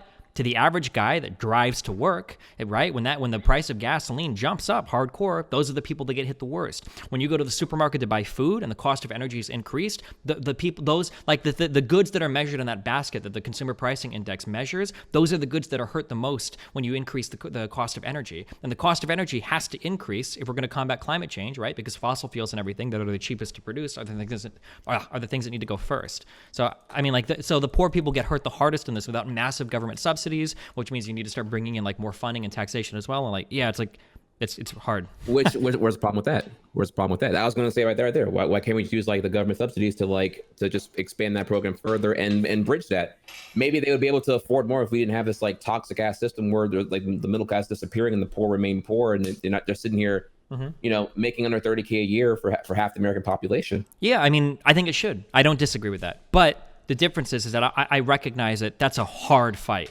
You're talking about a massive overhaul of a lot of different type of things here, right? Well, shit's not working now, so I'd say let's try something different. Yeah, I agree, of course. Because right now we're on like a one-way path to destruction, most likely. Or I don't know if it's like, I don't think climate change is like an extinction level thing, but it would be a quasi post-apocalyptic thing. It would be really, really, really fucking bad. But you have to mobilize a lot to get these issues addressed. And it almost feels like I hate to be in the shitter fucking Elon boat or in the shitter Our Futurology boat, but it almost feels like we're waiting for like a magic bullet technology solution or innovation to innovate our way out of climate change rather than to do like a big structural push for it. Because goddamn, it's so fucking hard to get so many different countries and so many different players together to punish ourselves to actually like deal with climate change in an effective manner. Yeah. So if I can be totally honest here, the rhetoric you've given me so far, I guess we'll call it like doomer talk. Yeah. I absolutely hate it. That your end game here, we're going to inevitably heat up like a giant ball of shit until we collide into the sun and we all perish and die because nothing can be done on a unified global nationalistic scale to have things progress towards a better direction. Makes me lose all faith in humanity. Makes me wonder why the fuck should I even wake up tomorrow? We just go ahead, just bend over, take it, and fucking die. I hate that line of thinking. That does not cure my depression. That does not curb my anxiety as I make me want to get out of bed at any given day. Yeah, so it's not so like it's not fight.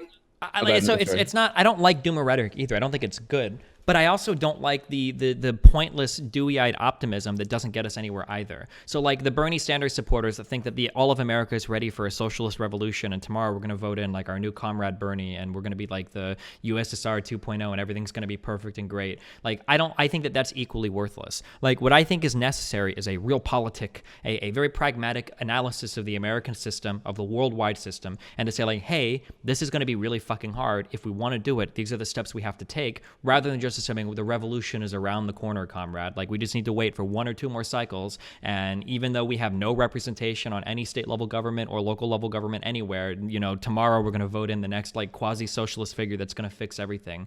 Like I think that that's equally dumb. Like it's almost like saying like I went to the gym for like 2 weeks in a row and I can't bench like 225 yet. Like this is bullshit. And then someone else saying like, well, okay, dude, hold on. If you want to get to like this level, okay, you have to sleep right. Okay, you've got to clean up your diet. Like you sleep like every other night. Like it's horrible. Your diet is fucking garbage. Okay, you're not going consistently. Your program is shit. And then the other person's like, okay, dude, hold on. I don't want the doomer talk. Okay. Jesus Christ, like you're giving me like 50 million things I have to do if I want to get shredded. Like this is fucking bullshit. Like I just want to fuck. Like now I don't even want to do it. It's like, well, hold on, dude. No, like if you want to get there, we can do it. And I think the planet can do it, but it's going to take a lot of work to get there. It's not as easy as just voting for Bernie Sanders as president or just destroying all the fossil fuel industries or just, you know, like taxing 100 companies. Like it's a multilateral problem that involves thousands of different people, millions of different players, like trillions of different dollars of economic activity. Like it's really fucking hard. I'm sorry, I'm ranting. Go for it. But it's hard. It's fucking hard. It's really hard to do.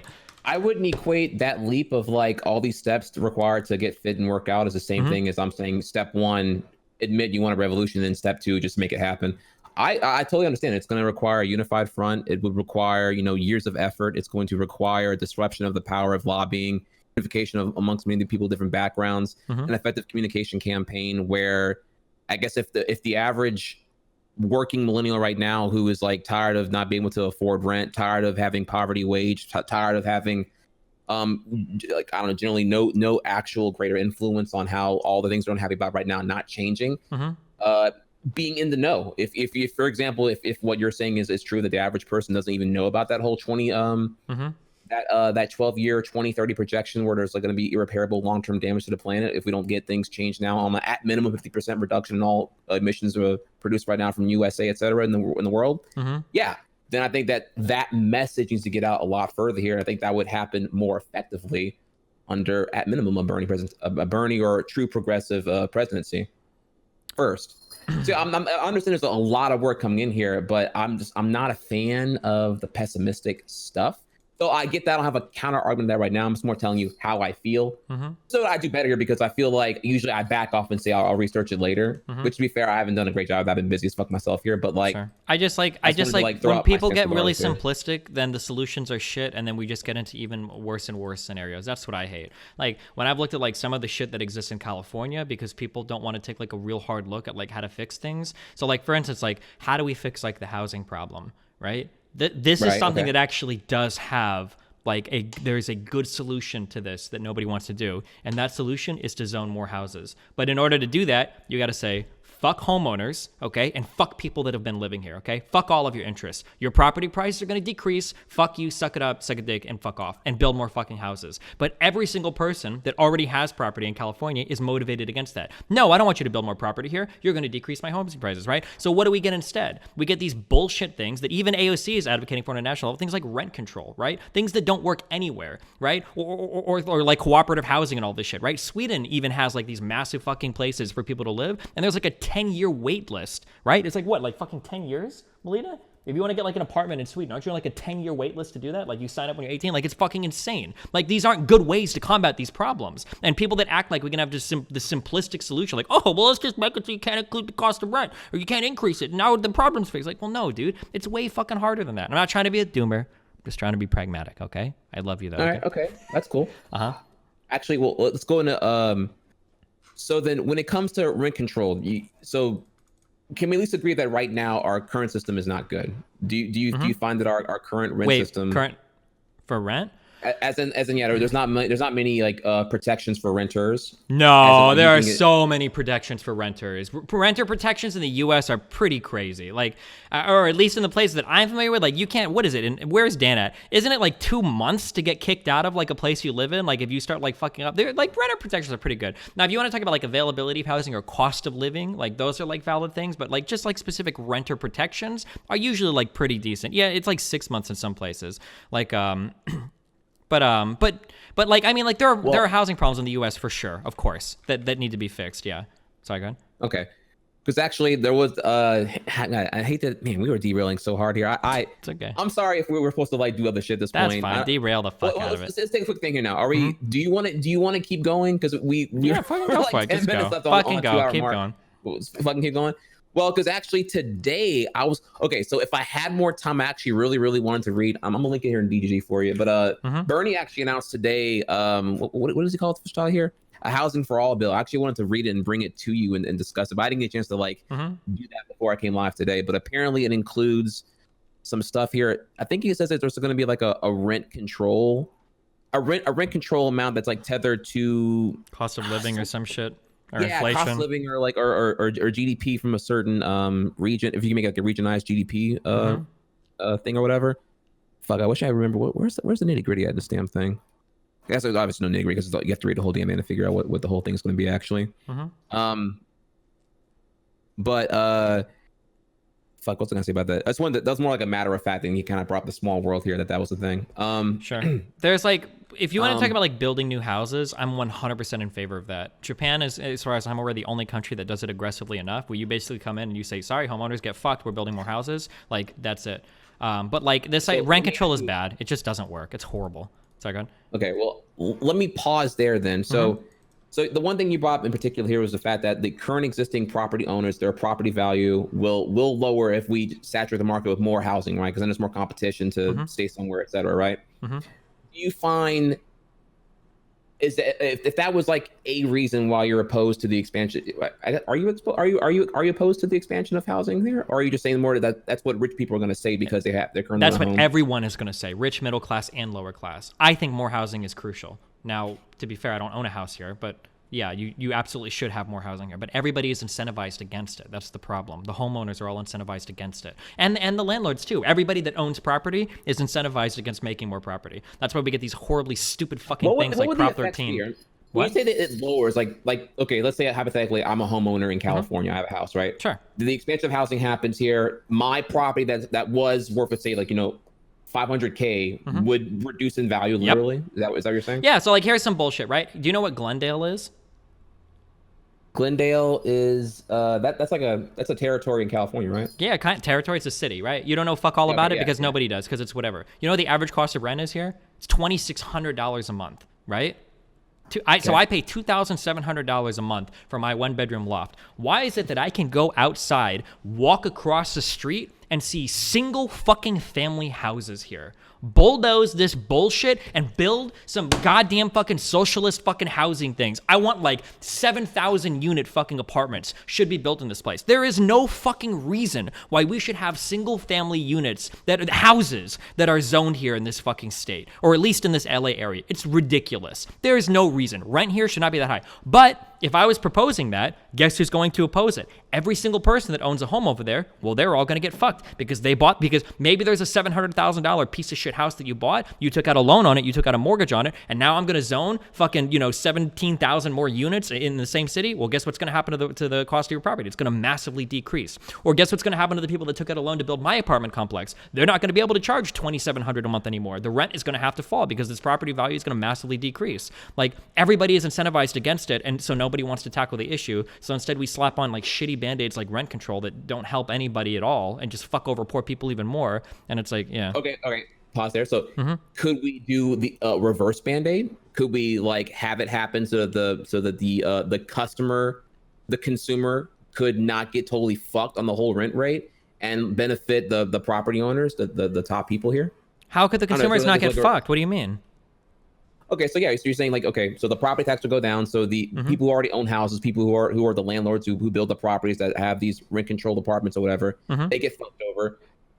they get fucked over. Well, couldn't we just like spend our way to make them not get fucked over? Like maybe because yeah, sure, we're coming in as a third party hand. We're changing the market from what they wanted, whether they put a loan on the house or they made like a business building contract to build a 25-story loft. You know, oh, some way to subsidize it. I mean, yeah, that would be like ideal, right? Forward, yeah. So let's say that you bulldoze the fuck out of some block of like bullshit ass single family housing, and you open some buildings there and you bring in a bunch of new people. Maybe as a result of that, you're going to see some increased economic activity in your city, right? Maybe you siphon off some of that increase in economic activity, the new tax receipts you collect there, and maybe you find a way to give that to homeowners in some form of rebate or reimbursement if you have like a mortgage or something on like your state taxes or something like that, right? Yeah, maybe something like that would be good. But there's just like such a conflict of interest right now that it's really hard to solve any of these problems.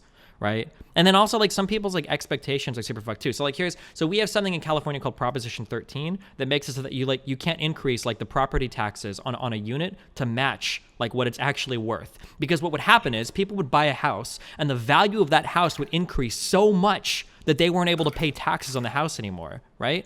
But one thing I don't understand is why do people think they should be allowed to live in the most expensive parts of the country without like making any money? Like you're sitting on $1 million house. You're more wealthy than like 99.999% of the people in the world, and you're too selfish to sell the house and move. And so you're gonna fuck over the entire state's ability to collect taxes because you don't want to have to actually pay taxes on what the asset is worth. Like there is so much fucking stupid shit related to housing here in California. I can't actually believe it. I actually couldn't even believe how fucking dumb this shit is here when I started reading into it. Like people that are sitting on $1 million assets don't want to sell it, so they vote against raising taxes on it so that they can stay here, and somehow they're labeled as like the victims. Like, oh no, like grandma's going to be kicked out of her house. She's not going to be kicked out of her house. She just can't afford the taxes on it, but she can sell it, collect a cool fucking $700,000 and go move like fucking 30 minutes away. What the fuck? Why would we fuck over every other person's housing situation because people can't? I don't know. That's a whole other thing. But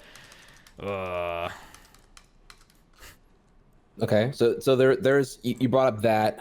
I don't know if I have a particular actually, you know what's funny? I'll be totally honest here. Yeah. You were talking very fast, and I was trying to just write down this point before you even started. I wanted to follow up on. Yeah.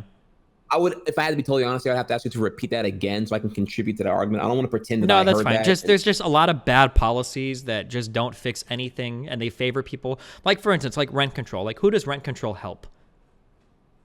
The end consumer, I would say, right? It's a pro consumer thing. It's not. The rent control helps people that are already there. Whether you're rich, whether you're poor, whether you're middle class. And who does it hurt? It hurts every new person coming in to rent. Now, who do you think is going to be hurt the most, though? Let me give you a hint. It's not streamers like me making six-figure incomes, because I can rent anywhere in the fucking world. But now, if somebody wants to move here that can't really afford as much, well, now they're fucked, because rent control has disincentivized the fuck out of any new units getting built. And now, you know, like the rent-controlled units are really fucking hard to get into. So the people that get hurt the most by it, and by the way, study after study after study in San Francisco, in Los Angeles, in New York, and in Washington and Seattle all bear out the same things. Rent control hurts new renters trying to come in and consume property. It just doesn't help. It doesn't help those people. And the only people that get helped are the people that are already here. In some cases, those are poor people, but in a lot of cases, those are just wealthy or middle-class people that don't need the help. Like, it's just a horrible policy. It's a whole other thing on rent control. So certainly that, okay. Yeah. So rent control alone is not good. It's not even in anything, alone or with anything else. It's just not good. Why would you favor people that already live? Give people rebates based on the money they make. Earned income tax credit, fucking amen, brother. If you don't make a lot of money, find a way to get these people money. If you can't afford housing, get people housing. Yeah, that's the way to go. I agree with that. So sure, rent control might not be good, but ultimately, rent control is not even what the intention of the whole thing is. It's more like make it so that people can afford rent better. As in either, they get like the wages are more reflective of where they currently stay. Okay, you know, like I guess like some kind of like city specific minimum wage or whatever you want to call it. No, it's something tethered to inflation, tethered to taxation of a certain state, province, whatever it may be. I totally get that there. I like to see rent be affordable. Doesn't necessarily mean that I'm pro a rent control. I just want to see rent be able to get paid and people don't have to like, you know, do some kind of like dystopia bullshit where they have to do the fucking San Francisco pod subscription where you're paying $200 a month for a goddamn bunk bed in San Francisco. Sure. Did you hear about that or whatever? Yeah, like, I've seen that pod service shit. Yeah. So I just want people to be able to actually like, I don't know, live decently, I guess is what I'm trying to say. So I don't think everybody should be able to live in the most expensive cities in the world, though. I think that's kind of silly, but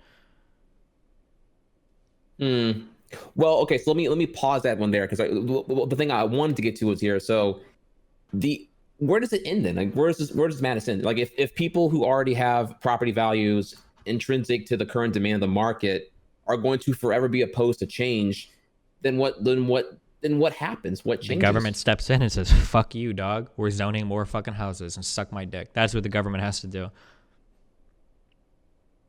Okay. So man, there are so many policies here that I feel like if you feel that way about it, I would love to hear how you feel about the Beto O'Rourke AR-15 buyback. Fuck Buyback. AR-15s. That shit doesn't matter. That shit has never fucking mattered. If you want to reduce gun violence in America, Not even the effectiveness, just the policy itself, though. One, that, and two, student loan forgiveness and medical debt forgiveness. The fundings are also bullshit too, because X person paid a medical bill prior to the implementation of the forgiveness itself. X person paid off their student loan and hustled, and therefore it's unfair to them because education and student loan related stuff should be targeted on income. There shouldn't be broad forgiveness. If you got a student loan and you're working a job where you're making 60, 70, 80,000 a year now because of that student loan, then nobody should help you pay that shit back. You went to school, you made an investment in your education, and now it's paying off dividends for you. Like, yeah, you've got a lot of debt to pay off, but fucking pay it off. It paid off. Like, it's good. You did it. Like, that's the dream. Like, even if it's 150 grand, like if you're making 60, 70, 80,000 a year, right? The 4-year bachelor degree, like median earnings is in like the $100,000, like $120,000, $130,000. Like, dude, you did it. Like, that's fine. You pay it off and you suck it up. It probably takes you 5 to 10 years to do it. I think the median is like 10 years to pay off your student debt. That's fine. You did it. Like, you absolutely, like, that's the goal, right? You know, like that. I thought that was so hypocritical when AOC was tweeting out, like, oh, like I just paid off my student loan debt and I'm in Congress. Like, that's awesome. You literally went to school and now you're a fucking congressperson. Like, that's good. You went and got an education and now it's working for you. Yeah, you have to pay the loan back, but hey, it works. Like, that's fine. That's an okay system. I do think we need to expand access to education to like lower class people, right? Like, whether or not you get to go to school shouldn't be determined by the last name of your family or the neighborhood you were born in or the color of your skin. That's bullshit. But the idea that like I don't like the idea of free education for everybody. It feels wrong. it feels wrong. Yeah, I should be able to send my kid to school without somebody who's making $60,000 a year paying any percentage whatsoever towards it. That should never, ever, ever happen, right? My kid doesn't need, fucking Joe Schmo who's working at the factory and his wife that are working, the dual income people that are together bringing in $85,000 a year. None of their taxes should be going towards paying for my kid to go to school. That's insane to me. But now, if we want to talk about making tax incentivized programs to send poor people to school, then 100% amen for it. And you can tax rich people to get that shit done too. But if you go to school and you make a lot of money afterwards, pay it back. If your family is wealthy, pay to send your fucking kids to school. Rich people don't need help sending their kids to school. People that go to school and get a comp engineering degree and come out and they're making 60, 70, 80,000 a year, these people don't need subsidies. Give it to fucking poor people. We don't have infinite money to spread around to everybody. Okay, there's a lot Go for here. it, sorry. One, yep. I don't think AOC actually finished paying off her student debt one-off. I recall her... Not paying, she made a payment. That's what I'm saying, sorry. Yeah. I think with 2 years of her salary, it'll be taken care of. Not a big deal here. But, that was a huge leap going from when she was bartending or whatever, right? I can't imagine that was crossing more than 60K a year, hustling nonstop compared to whatever she makes now, probably upwards of 190K a year with her salary. But that's a huge leap, huge gamble, etc. The staggering amount of student debt we currently have right now, I think, what is it, it's over $1 trillion, right? Let me get that stat for here. I wish I had it off. While you're looking at this real quick, somebody in chat said, Destiny, in your argument, people without cars shouldn't have to pay for roads. I'm pretty sure the majority of road funding right now comes from a gasoline tax. So yeah, people that drive cars don't pay for the roads. It's the people that get gas, that fill up gas at the pump do. But so do you think it's normal that as of 2018, 44.2 million borrowers, over 1.5 trillion in student debt, and continue to balloon on a year-by-year basis since 2000? That's normal and fine? I mean, what am I supposed to... Those are two massive numbers. I don't know what I'm supposed to do with that. The question isn't, is the amount of loans taken out a high number? The question is does it pay for itself, right? So if you want to Google something, we can Google, like, look at the median earnings between a high school graduate and somebody with a 4-year degree, because the difference between these two people is almost $30,000 a year. And that's starting wage. That's not into their career, because into their careers, people with 4-year degrees also have higher wage growth than people with only some high school education as well, right? Because they tend to get bigger raises or move to other positions as well that are complemented by their degree as well. So, I mean, like, yeah, there's like a lot of money being taken off for education. But there's a lot of money to be made for having a 4-year degree. Like, I actually had some guy come on and debate me that education was actually bad because there was such a massive difference between how much somebody with a degree earns versus somebody without. And I don't think I necessarily 100% agree with it, but like, it is pretty extreme. There is a crazy difference in money between 4-year degree holders and just high school grad holders. It's insane. Well, let me okay, so you're right. I threw out a stat and I didn't really frame it in a way I would say it's more effective. So I'm sorry about that. I'm trying to be a little more aggressive on the things I'm going with here, and I'm new to the whole thing. Yeah, no. The next point I was going to say here though is that whenever you were opposed to the taxation of others going towards hypothetically your own child's education here, I think the only real way you're going to have a general boost in quality of education for everyone around is that if you also have to make everyone have the same mandated level of education. The reason why I'm like really, I would be hypothetically into like, I guess, like subsidized college for all is that once everyone's on the same playing field, I guess, then the rich people will now care about the quality of that. Yeah, this is why I'm opposed to, like, I have to think of this a little bit. I don't think I like the idea of like private grade schools and private high schools, because it seems like it makes like wealthy people not give a fuck about what happens in public schools. If you can just right, exactly what I'm getting at here. Yeah. But like the only problems that I have with, so I'm using almost all of my information is coming from the British system right now, and I do need to do more research into other systems, because there are countries, to be fair, there are countries that provide free university access to everybody in their country for free, or they even pay them to do it. But like one of the problems, but I need to look more into these, and I should, but like one of the problems that the British had when they tried to make education free for everybody is that overconsumption was a real problem. That overconsumption was a problem, and the only people that could take advantage, or the people that took advantage of these free college programs the most, were wealthy people.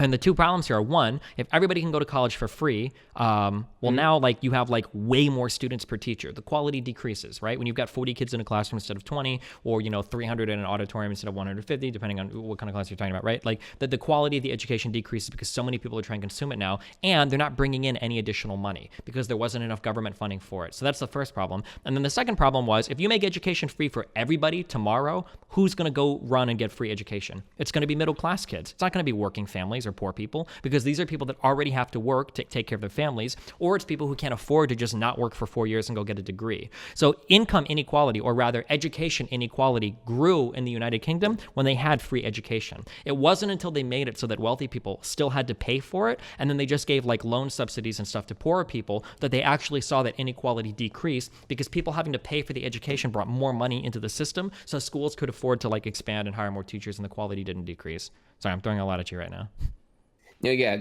One couldn't substitute. I hate to say I'm spinning away from problems here, but like, couldn't substitute just kind of like fix the whole like budget deficit that you're going to have there with you don't have enough teachers to like back up the increased demand? Theoretically, wouldn't the overabundance of students being educated lead to, I would say, maybe like a better society overall than those just opting to crash and burn in the retail shithole of making $7.25 an hour or whatever?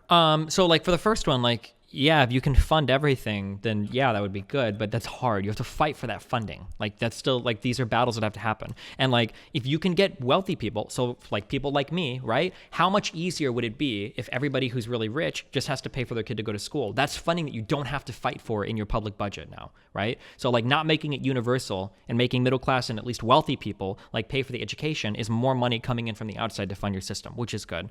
And then the second thing was, wouldn't more education lead to a better society? Absolutely. Yeah, I think education is one of the most important things that we can offer in society. I just want to make sure that like it's being offered in a way that doesn't like fuck over everybody else, and it's actually like doing like it's actually being offered to poor people. Like that's the important part, is that like everybody, like education should ideally be the great equalizer. Education shouldn't be better for rich people and worse for poor people, because what the fuck? Well, what the fuck is the point of education then if it's just furthering the class divides? No, and I completely agree with that. I guess also it requires me to get into more specifics here about like what is when we say quote unquote free college or subsidized college here. Does that mean room and board?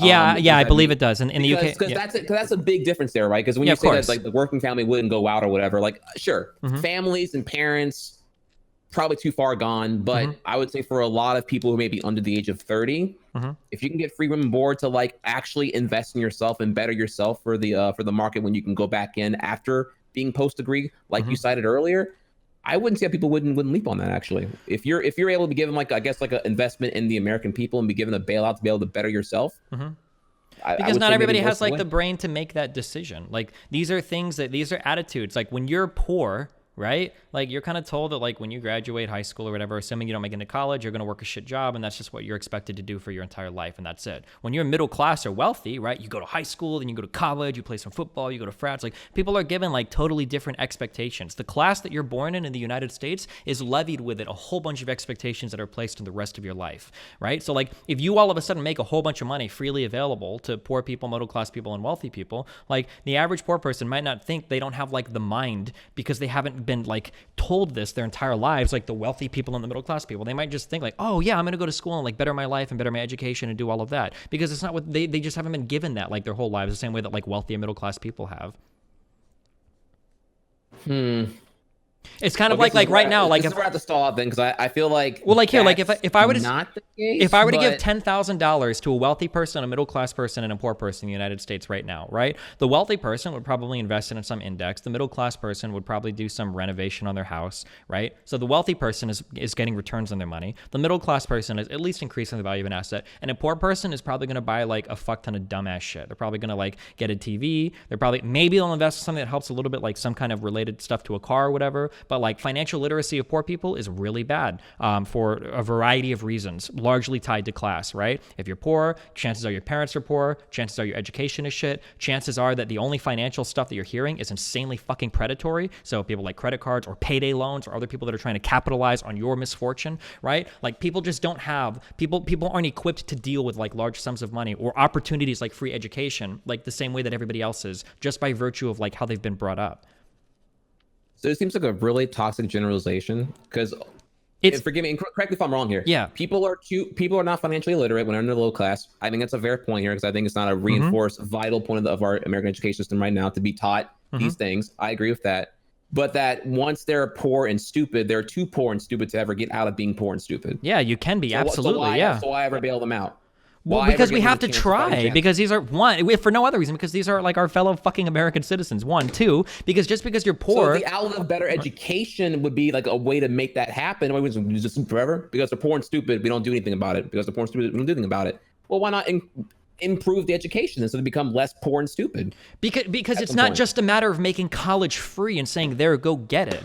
Right? Like they don't always have like certain, depending on your situation, you don't have the wherewithal to just pursue that. Right? Like there's a ton of like this almost, like I'm not trying to equate it directly, but it's kind of like when Republicans say like, oh, well, just go start your own business. Right? Like, and I understand that like I get a lot of hate from chat for saying this, because a lot of people in here don't know poor people or have never spent time around poor people in their entire lives because they've never wandered outside of a college classroom. I'm not saying you're doing that, but a lot of people are like right now and they're like, Dusty, what are you talking about? Like anytime you give a poor person a chance to go to college for free, they would 100% jump on it. Absolutely not, dude. There's a lot of poor people that think that like literally they're too stupid for college and they could never do it. And that's why they do the jobs right now. They could never dream of going back to school. They were never as smart as the other kids, or they didn't have the wealthy, fancy education or whatever. There's a lot of poor people that think that just because you make education free for them, they're not going to like just go and send their kids down to, or not send their kids, but they themselves aren't just going to go to college or whatever, especially if a lot of these people have prior existing financial engagements anyway. So for instance, if they have children, because guess what? If you're poor, you have less access to contraception, less access to things like abortion, and less access to other things to do with your time than fucking make kids. So if you're poor, you already have a higher likelihood of having children or prior financial obligations anyway that prevent you from going to school. Like I agree with you that education is important, but just making college free, that's only going to help the people that like are already able to capitalize on it, which is going to be like tend to be wealthy people. That's what happened in the United Kingdom system. They made education free for a good chunk of time, and the people that took advantage of it the most were people that were in a position to. They were wealthy people that didn't necessarily need that boost anyway. But poor people are still fucked in so many different ways. Like class impacts you in so many more ways than just not being educated. Like class affects you fucking Christ, I'm not trying to give the commie talking points. Holy shit, I hate that understanding. But like your class affects you like throughout your entire life. Like somebody that's born poor for 18 years, like that is a mark that is left on you in more ways than just your bank account than somebody born wealthy, right? The way that you deal with money, the way that you deal with relationships, the way that you deal with adverse financial events, like all of these things are going to be vastly different than somebody that's been born with money their whole life versus somebody that's been poor their whole life. Okay, so I agree with that last point there. Yeah, that the class does affect your perspective, your outlook, your execution of what you do involving money, property, etc., and everything else here. But oh my god, dude, you said that was some peak doomer stuff. I don't know how much of I have to look into the British thing to even like say Sure, yeah, I like how much understand. that's applicable to the American public. I think I've seen a lot of attitudes of people who are fed up and are definitely very eager to get a bailout in some sort, like the way we can bail out banks from the '08 recession or bail out XYZ. Here's like some, because like a lot of people like as a meme, like there are actually still time, and I catch myself doing this, and it's so fucking stupid because I'm 30 now and I haven't been porn for a decade, right? But there are still times when I know that like a bill has been processed or something of mine, and I'm actually scared to check my bank account because I don't know if there's gonna be money in there, even though that's impossible, right? Like this still happens to me sometimes where like I still think about this, and you know I can't imagine for somebody that's been in even worse situations and has been there for longer, like how many of these types of things like carry over into like every other. Like when you're poor for so long, like these things bleed over into every fucking aspect of your life. That's why I don't agree with you on that people would not have the intelligence and savvy to say something needs to change here right now. When there's basic stats like people are making, half of the American population is making under $30,000 a year or less. And I forget how many of them are living check to check right now. How many of them, that one study here where the average American does not have $400 of money saved to cover like an emergency event, for emergency expense, something has got to change. And people, I think the average American worker is very aware that the current system we have right now sucks massive gorilla shit, and that they would be down to try something else different and better. Even the thing you're telling me right now about that, it would benefit the rich people mostly. Hypothetically here, I'm not even sure if I even agree with that. But I feel like rich people would probably just go to a private institution anyway. Because if I recall, let me also clarify here that the institutionalized college education here would be for public institutions, not the private ones, not the private elite expensive ones, I would imagine. I mean, like I don't like. So like this is just me, and this is we've gone so hard on this topic. I don't like the idea of like private and public schools. I don't know, and I'd have to think about this more. I don't like the idea of like a two-tiered education system. Like our education should be good enough for everybody, and like if you can pursue so you want a consistent one standard. So I think so. This is one of my favorite things. Like, go ahead. So are you for abolishing the private institutions? I don't know if I would say like abolishing private institutions, but like federal funding should be made available for all institutions. Does that make sense?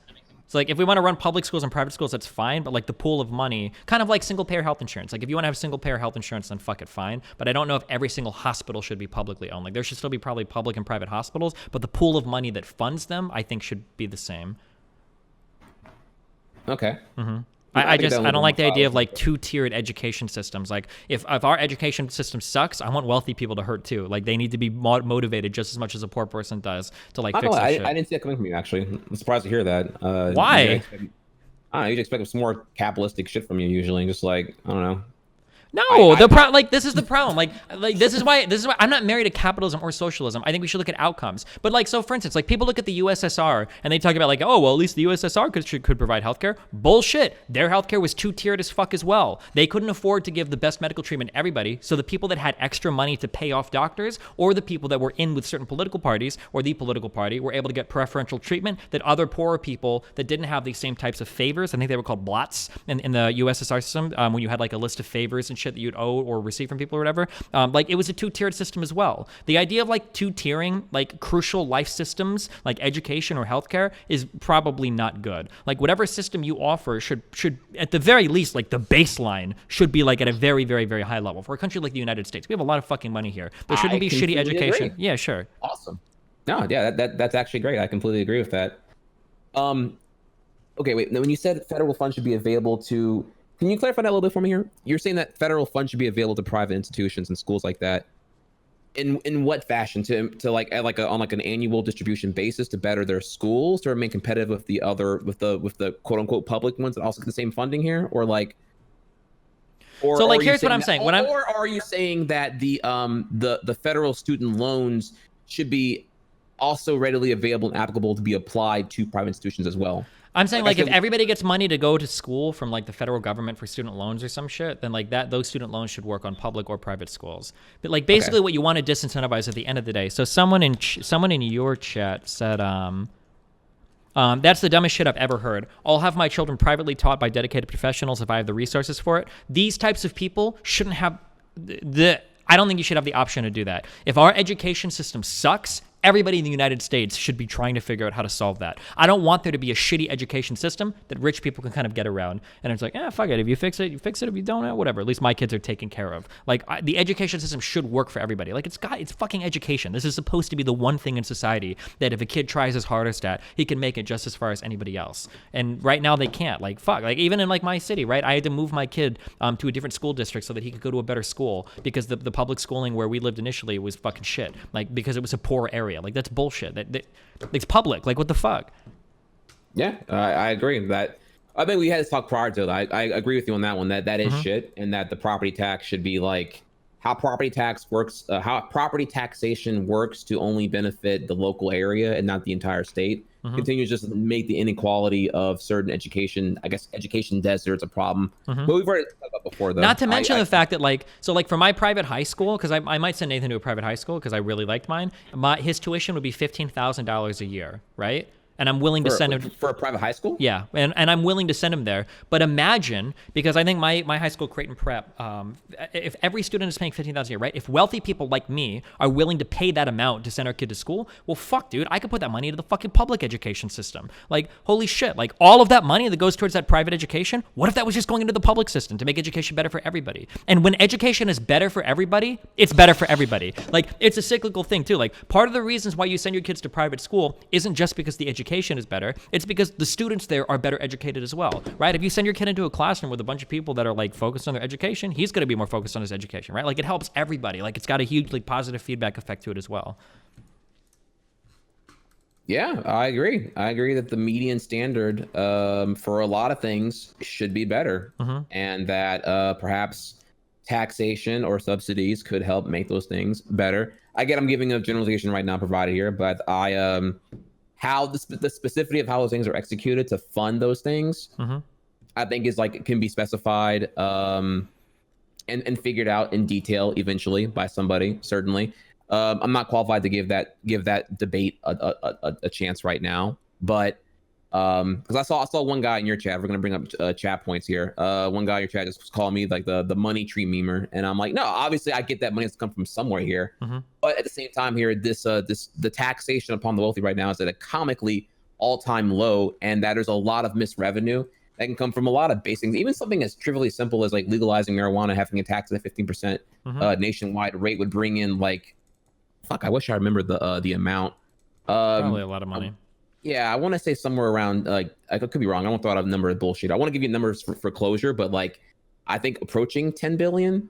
If that was just done alone. Wait, no, I'm saying that wrong here, because it's a $6 billion industry right now, and it's only legal in what is it, 3 or 4 states? But if it was nationwide, you do the projections over like per capita and everything else here, that alone bringing a fuck ton of money is what I'm gonna say here right about that. But like, you can figure out ways to like have taxation be done appropriately, and where you can bring in revenue, where you can pay for all these things right here, I would say. Yeah, it's possible, sure. But I get your critique of Bernie's transaction tax, and I get your critique of Warren's 2% wealth tax. You probably also have a critique here about AOC's proposed, again, loosely proposed template for a marginal tax rate above, I forget if it was 10 million or 50 million. Fucking marginal taxes, amen, dude. That's okay. I'm fine with that. Progressive, like making our tax system like more progressive, I think is a good thing. Wealthier people should pay more. Making the capital gains rates come in line with ordinary income, also probably something that should happen. I don't know why the money I make on my investments is taxed so much less than the money some dude makes, you know, working at McDonald's. It seems like bullshit, but yeah, that stuff should definitely be looked at for sure. Okay. Yeah. These are all things that I'm pretty down for at this current time, and I would and before I come to the big league here to talk to you more about it, I I would want to like look a little further in. I hate to making that argument again, but No, that's look fine. a little further to that way I can give you the specifics that make me. Not only do I like it in principle and theory, but I specify in execution how it could play out realistically. Mm-hmm. So I look forward to being able to do that with you at a later time. But yeah, that's just like how I feel about those things at this time. Sure. As far as like a standardized. That's fine. I'm just here because I know all those things. because I know you got socialists in your ear, Trihex. I'm just here giving you that balanced capitalist take, okay, that I like to feed you every now and then. Oh, one more thing to look into. Final point is that the one thing, and I saw someone in chat said this earlier, and I'm saying this like take this with a grain of salt because it might not be true. But one thing that I've heard in a lot of countries that have 100% free education, where they even pay kids to go to school, like in Finland, is that while they do that, and that's really awesome, it is really hard to get into some of these schools, and that's kind of the way that they balance it out, that you have to be like a top level student. So I think I had a German guy, someone in chat can tell me if they're German, if this is true or not. I think I had a German guy email me and said that while their education is like all free, they have like 3 tiers of how it works, where most students go into like the trade school tier, and then some students make it into like the middle like okay tier, but like to get into like the good universities that would be like American like private schools, you got to be an amazing fucking student to actually get into these schools. So even though they have free education for everybody, the qualifications to get in is way fucking harder than in America, where you could just buy your way in or get loans to go Now, in. do you feel that that is the case because of the they don't have enough schools to compensate? Like, the schools weren't, I don't want to education use wasn't always- the scary Republican word here, but I'll use it. But that's a form of rationing, right? You can only provide free education to so many people, so you have to ration it out because you don't want to suffer the same consequences that the United Kingdom did with overconsumption, where every single person is going to school, and now the quality of your education has actually declined because like so many people are trying to go, and you just can't bear it with your system. Yeah. So my thing there would be that okay, so you bring up a valid point, and perhaps not everyone can get education. So wouldn't they redirect towards vocational or trade schools at that point? Yeah, that's Would what they? happens, I believe, in Germany, that that they end up going to trade schools instead. Yeah. Which I think would work out at a very surface level observation. That would work out not problematically in America. I would think say, that's okay. because- I think we should push Yeah, people because towards we have a trades. shortage right now. We have a shortage in construction jobs. We have and there's like, because of the I guess like the strain or the throttle of what's the word here I'm looking for? People want to get into a secure career field. I think it's a fair point to say, right? Nobody's now eager now to like get in student debt and get into a field that is not like a guaranteed like income level or in demand, or whatever it may be. So it's just like a under penetrative rate of like, I guess, liberal arts degrees or arts degrees or whatever. People are going for like more business oriented, revenue generating, guaranteed bankable jobs to a certain degree. So you're seeing a shortage of people opt in for, I guess, trade school or vocational school. Yeah, maybe. I mean, I think I think there should be something between high school and 4-year degree, because the earnings gap is too big. So like associate's degrees or like 2-year trade schools or whatever, I think would be good. Yeah. Let's see here, and then okay. So goddamn, we covered a lot. I feel like fuck me, dude. We didn't even like Get to anything. I think, and there was still more here too. God damn it. Just for the debates. Oh, dude, yeah, we went on a fucking thing. But there are 2 things I want to say now. We're I guess we're going to like admit that we need to like either move on or stop or some shit like that. One, I didn't for once. I want to stay here because I see a lot in your chat, Destiny. They call me a beta cuck. They tell me always back down. I'm gonna do more homework and come back to later on here. I'm trying a little bit better to stand on my points and even admit when I am doing emotional plea bullshit, because I will admit I am doing a fair bit of that right now. But god fucking damn, if I can get a try harder in chat, because I'm at least trying to be a little more definitive on my points, not just be a beta cuck every fucking time. So I'm on that. It will get better in time, y'all. I will do better to, when I want to present my points here, I'll do better to try to simulate what Destiny will call out. So I'll have a stat or a counterpoint ready. So I apologize on that right now. You can critique me as you want to here, but I will learn from this and do better next time. So I appreciate that. Okay. So well, hey, if you ever want to do a chat like this, because I see a lot of people in your chat talking shit. If you want to, like, you can either pull on people or you can tag a friend or whatever, and I can talk more in depth about any particular thing. Yeah, I'm always interested in doing that, of course. Especially now, because at this point, like, a lot of lefties like don't want to talk to me anymore. So anybody you want to talk to about any of these issues, just go ahead and let me know, okay? But yeah. Okay. Yeah, and I gotta and there's another guy here too. I have to get the stat for him, but there's a guy in my chat who's like really bothered right now about this whole like half of Americans make under $30,000 a year or less. I'll have to get that stat for him. Apparently the one I'm seeing here right now is hang on here. I'm seeing 28.4 thousand a year, but I'm trying to find. I'm getting article after article here. I saw it like quite a while ago. I'll get that for him if he wants to hang out in my chat after the podcast is done. But I definitely saw that somewhere fairly recently. At oldest, it was 2016 when I saw this cited. But I just wanted to know that person in my chat who's mad. I got you. Me and you will talk after my podcast, or after this podcast is done. We can talk about it further. As far as now, back to us though, the dim debates here. Okay, let me see where I want to go here with this one. Well, also the shit here now is like not even as important. But there was a point during the debate where Buttigieg was like saying that providing choice by keeping the option of private care was a thing he was throwing out there for me, which I thought was like really triggering. But we kind of already covered the private option. Yeah, that's public stuff. Option basically. Yeah. It's a hell and back here. Okay, we'll bring it here. We'll bring the debate to a closure, and then we can and then you can tell me if you want to keep going on other topics or not that are way more light. Winner and losers of debates. Who do you feel won? Who do you feel lost in the last Thursday's dim debate on ABC News? I think if anything, or if you have a conclusion from the whole thing. Yeah, I think the two. I think Warren looked good. I think she did. Castro, I think, didn't he have a couple of good moments? Yes, actually, yeah. Julian Castro, I think was one of the. I don't want to say winners because I don't think his polling is going to dramatically change to anything that's going to be tangible towards momentum, especially compared to Andrew Yang by comparison. Yeah. But he did clap Biden really good on like 2 really good points.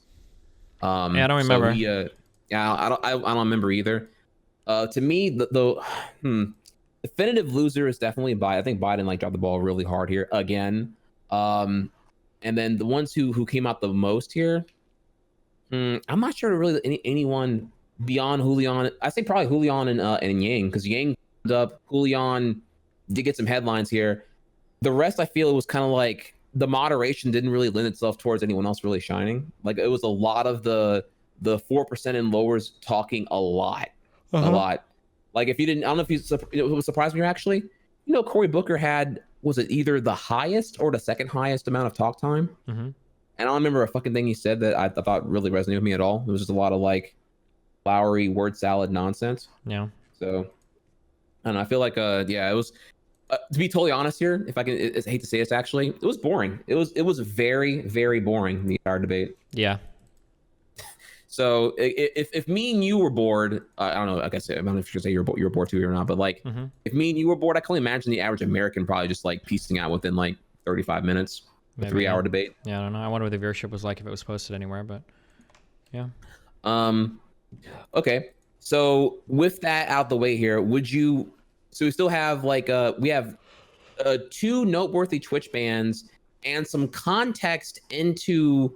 I promise it's not the boring band coverage here, but I got 2 bands and a context of bands that you might find interesting that I would like to hear your theory about. Okay, well, you know what? What? I think it would be good. I'm going to kill you. Okay, are you ready? I think it would be good if we hold these really interesting topics until the next week's Trihex podcast. Because I have like shit that I have scheduled that I'm like over the, and this is crucial. No, that's totally fine actually. Are you promising you're not gonna I didn't even get to hear like why the fuck you were even in France last week. I actually know nothing about. I wasn't even in France. I was in London. Country and when you're not, like I don't even know like are you gonna be here next week? Are you gonna be hold on, let me check my schedule. You know what? I have something at 8:30 a.m. and then I have something at 2:30 p.m. I scheduled it specifically around you. So you're here from 12 to 2 next week. I will be here, okay? I appreciate that. Okay. Yep. All right. Well, look, it's all. You know what? I'm just happy that we're back. I'll keep that in mind from now on. That the debate banters will happen more often now. So I'm cool with that. We can do all that next week. None of this actually is timely. At this point now, it's more like a thing. But yeah, no, I'm down. I'll have it written down in my little here. This is honest to God one of the most important stories that I'm keeping in the back of my head that people aren't talking about as much anymore. Do you know where Ninja's viewership settled out? Because I've heard people say it's as low as like 2K now, and then I've heard like 6K. What? Do you know? Okay. So, damn, dude. All right, I'll keep that one very short for you here. So yeah, during Lollapalooza, he had 30K, right? 30K was like the peak at Mixer. I heard that it bottomed out the following week to in the 10 to 13K range. I don't know what it is now, because I don't go to Mixer. Mm-hmm. But if you know, cool. Here's something that I heard like earlier. So yeah, people are saying. I can tell you a little bit of some juicy juice. It's an anonymous whatever thing. Mm-hmm. But I did hear that he's not the only one who's been approached. I mean, yeah, I'm sure. Shocker, right? But like, yeah, through the grapevine, like a lot of people have been approached actually. So it's a matter of like who's gonna make that leap with them, if anyone, and we'll see where that goes. Actually, like everyone has a number, but what's X person's number, and how and what's their like, and are they big enough to be able to like survive a platform transition with their fan base willing to go to non-Twitch to consume their what they perceive as like Twitch content essentially. Yeah. So. But what were you gonna say about Ninja or Mixer further? Oh no, just in general, I think it's kind of weird. One thing I thought about recently, it's kind of weird how like a lot of people stream for a long time and just have like the same viewership for so long. Somebody brought that up a while ago, and I never really thought about it. Like my viewership is like more or less been between like 2,000 or 5,000 for like the past like 10 years.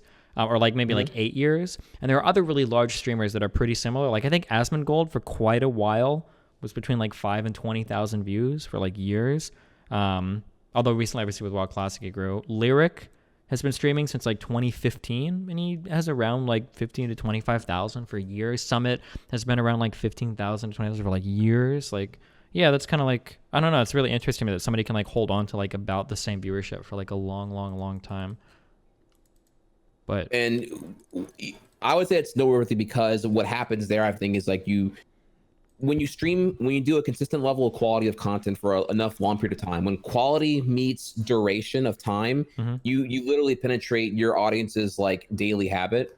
Oh yeah, but the interesting thing is like you do lose viewers over time. Like I know I've lost viewers, but you're like replenishing them as well. So like it just so happens that like you've reached an equilibrium where new people are coming in and old people are going out. Like there are names in chat that I recognize as like really quick, like average or not, like really frequent chatters now that are relatively new within like the past year or two. And then other people that I recognize that have been here for like years and years. And then other people that I don't see anymore that used to be really common. So like, yeah, it's interesting. It's interesting because I never seen the quantification though. Like I wish there was like a kind of like a one line bar where it's like two colors, like new viewer and veteran viewer, and you're trying to figure out like at what point are a majority leaving and others coming back in. Like let's say you keep your 5K viewer average, but how many of those 5K are returning viewership you get on the daily versus how many of them are new? Is it a 70-30 split? 30% new viewers? Is it more? Is it less? And how does that come into play whenever you're getting like a viewership peak? Like whenever you're debating somebody, like is it more of your veterans coming in because they come for the pay-per-view highlight of Destiny dunking on somebody in a debate or what? Or is it more of the spectacle that draws in new people and not more of the returning customers, so to say? So it's like, is the call to action of returning customer coming more tethered to time of day and day of the month? Or is it more about what you're doing? Is it time or is it what you do that determines who comes back and everything else? Yeah, it's probably like a combination, and it depends on what you're doing. It's probably like super variable, right? Yeah. Yeah, right. Yeah, it's just like all these like cool quantifications of the whole thing. And then when you add a platform transition to the whole thing, it's like, well, this is a kind of like an unexplored. I think it's fair to say, right? It's an unexplored thing, so we really don't know because it's such a risky thing to do. So I don't know, honestly. Okay. But you're baiting me to another topic here now, so I'm gonna have to we're gonna have to go. Yeah. So we can, or you can even talk about it in your stream for a little bit afterwards. Okay. All right. I love you, buddy. It's been fun. Join us next week because I'll be here for sure. If it doesn't happen next week, it's this guy's fault. Oh, no, 100%. Don't even put that on me, babe. I'm here. I'm here 100%. All right. Thanks for joining, guys. Yeah, we'll catch you guys next week. Peace out, guys. Later. It's like a lot of the Final Fantasy games do this, or at least Final Fantasy 7 did, where you spend a lot of time like in the first city and it's on rails and you know what to do all the time. And then as soon as you leave, you're on like an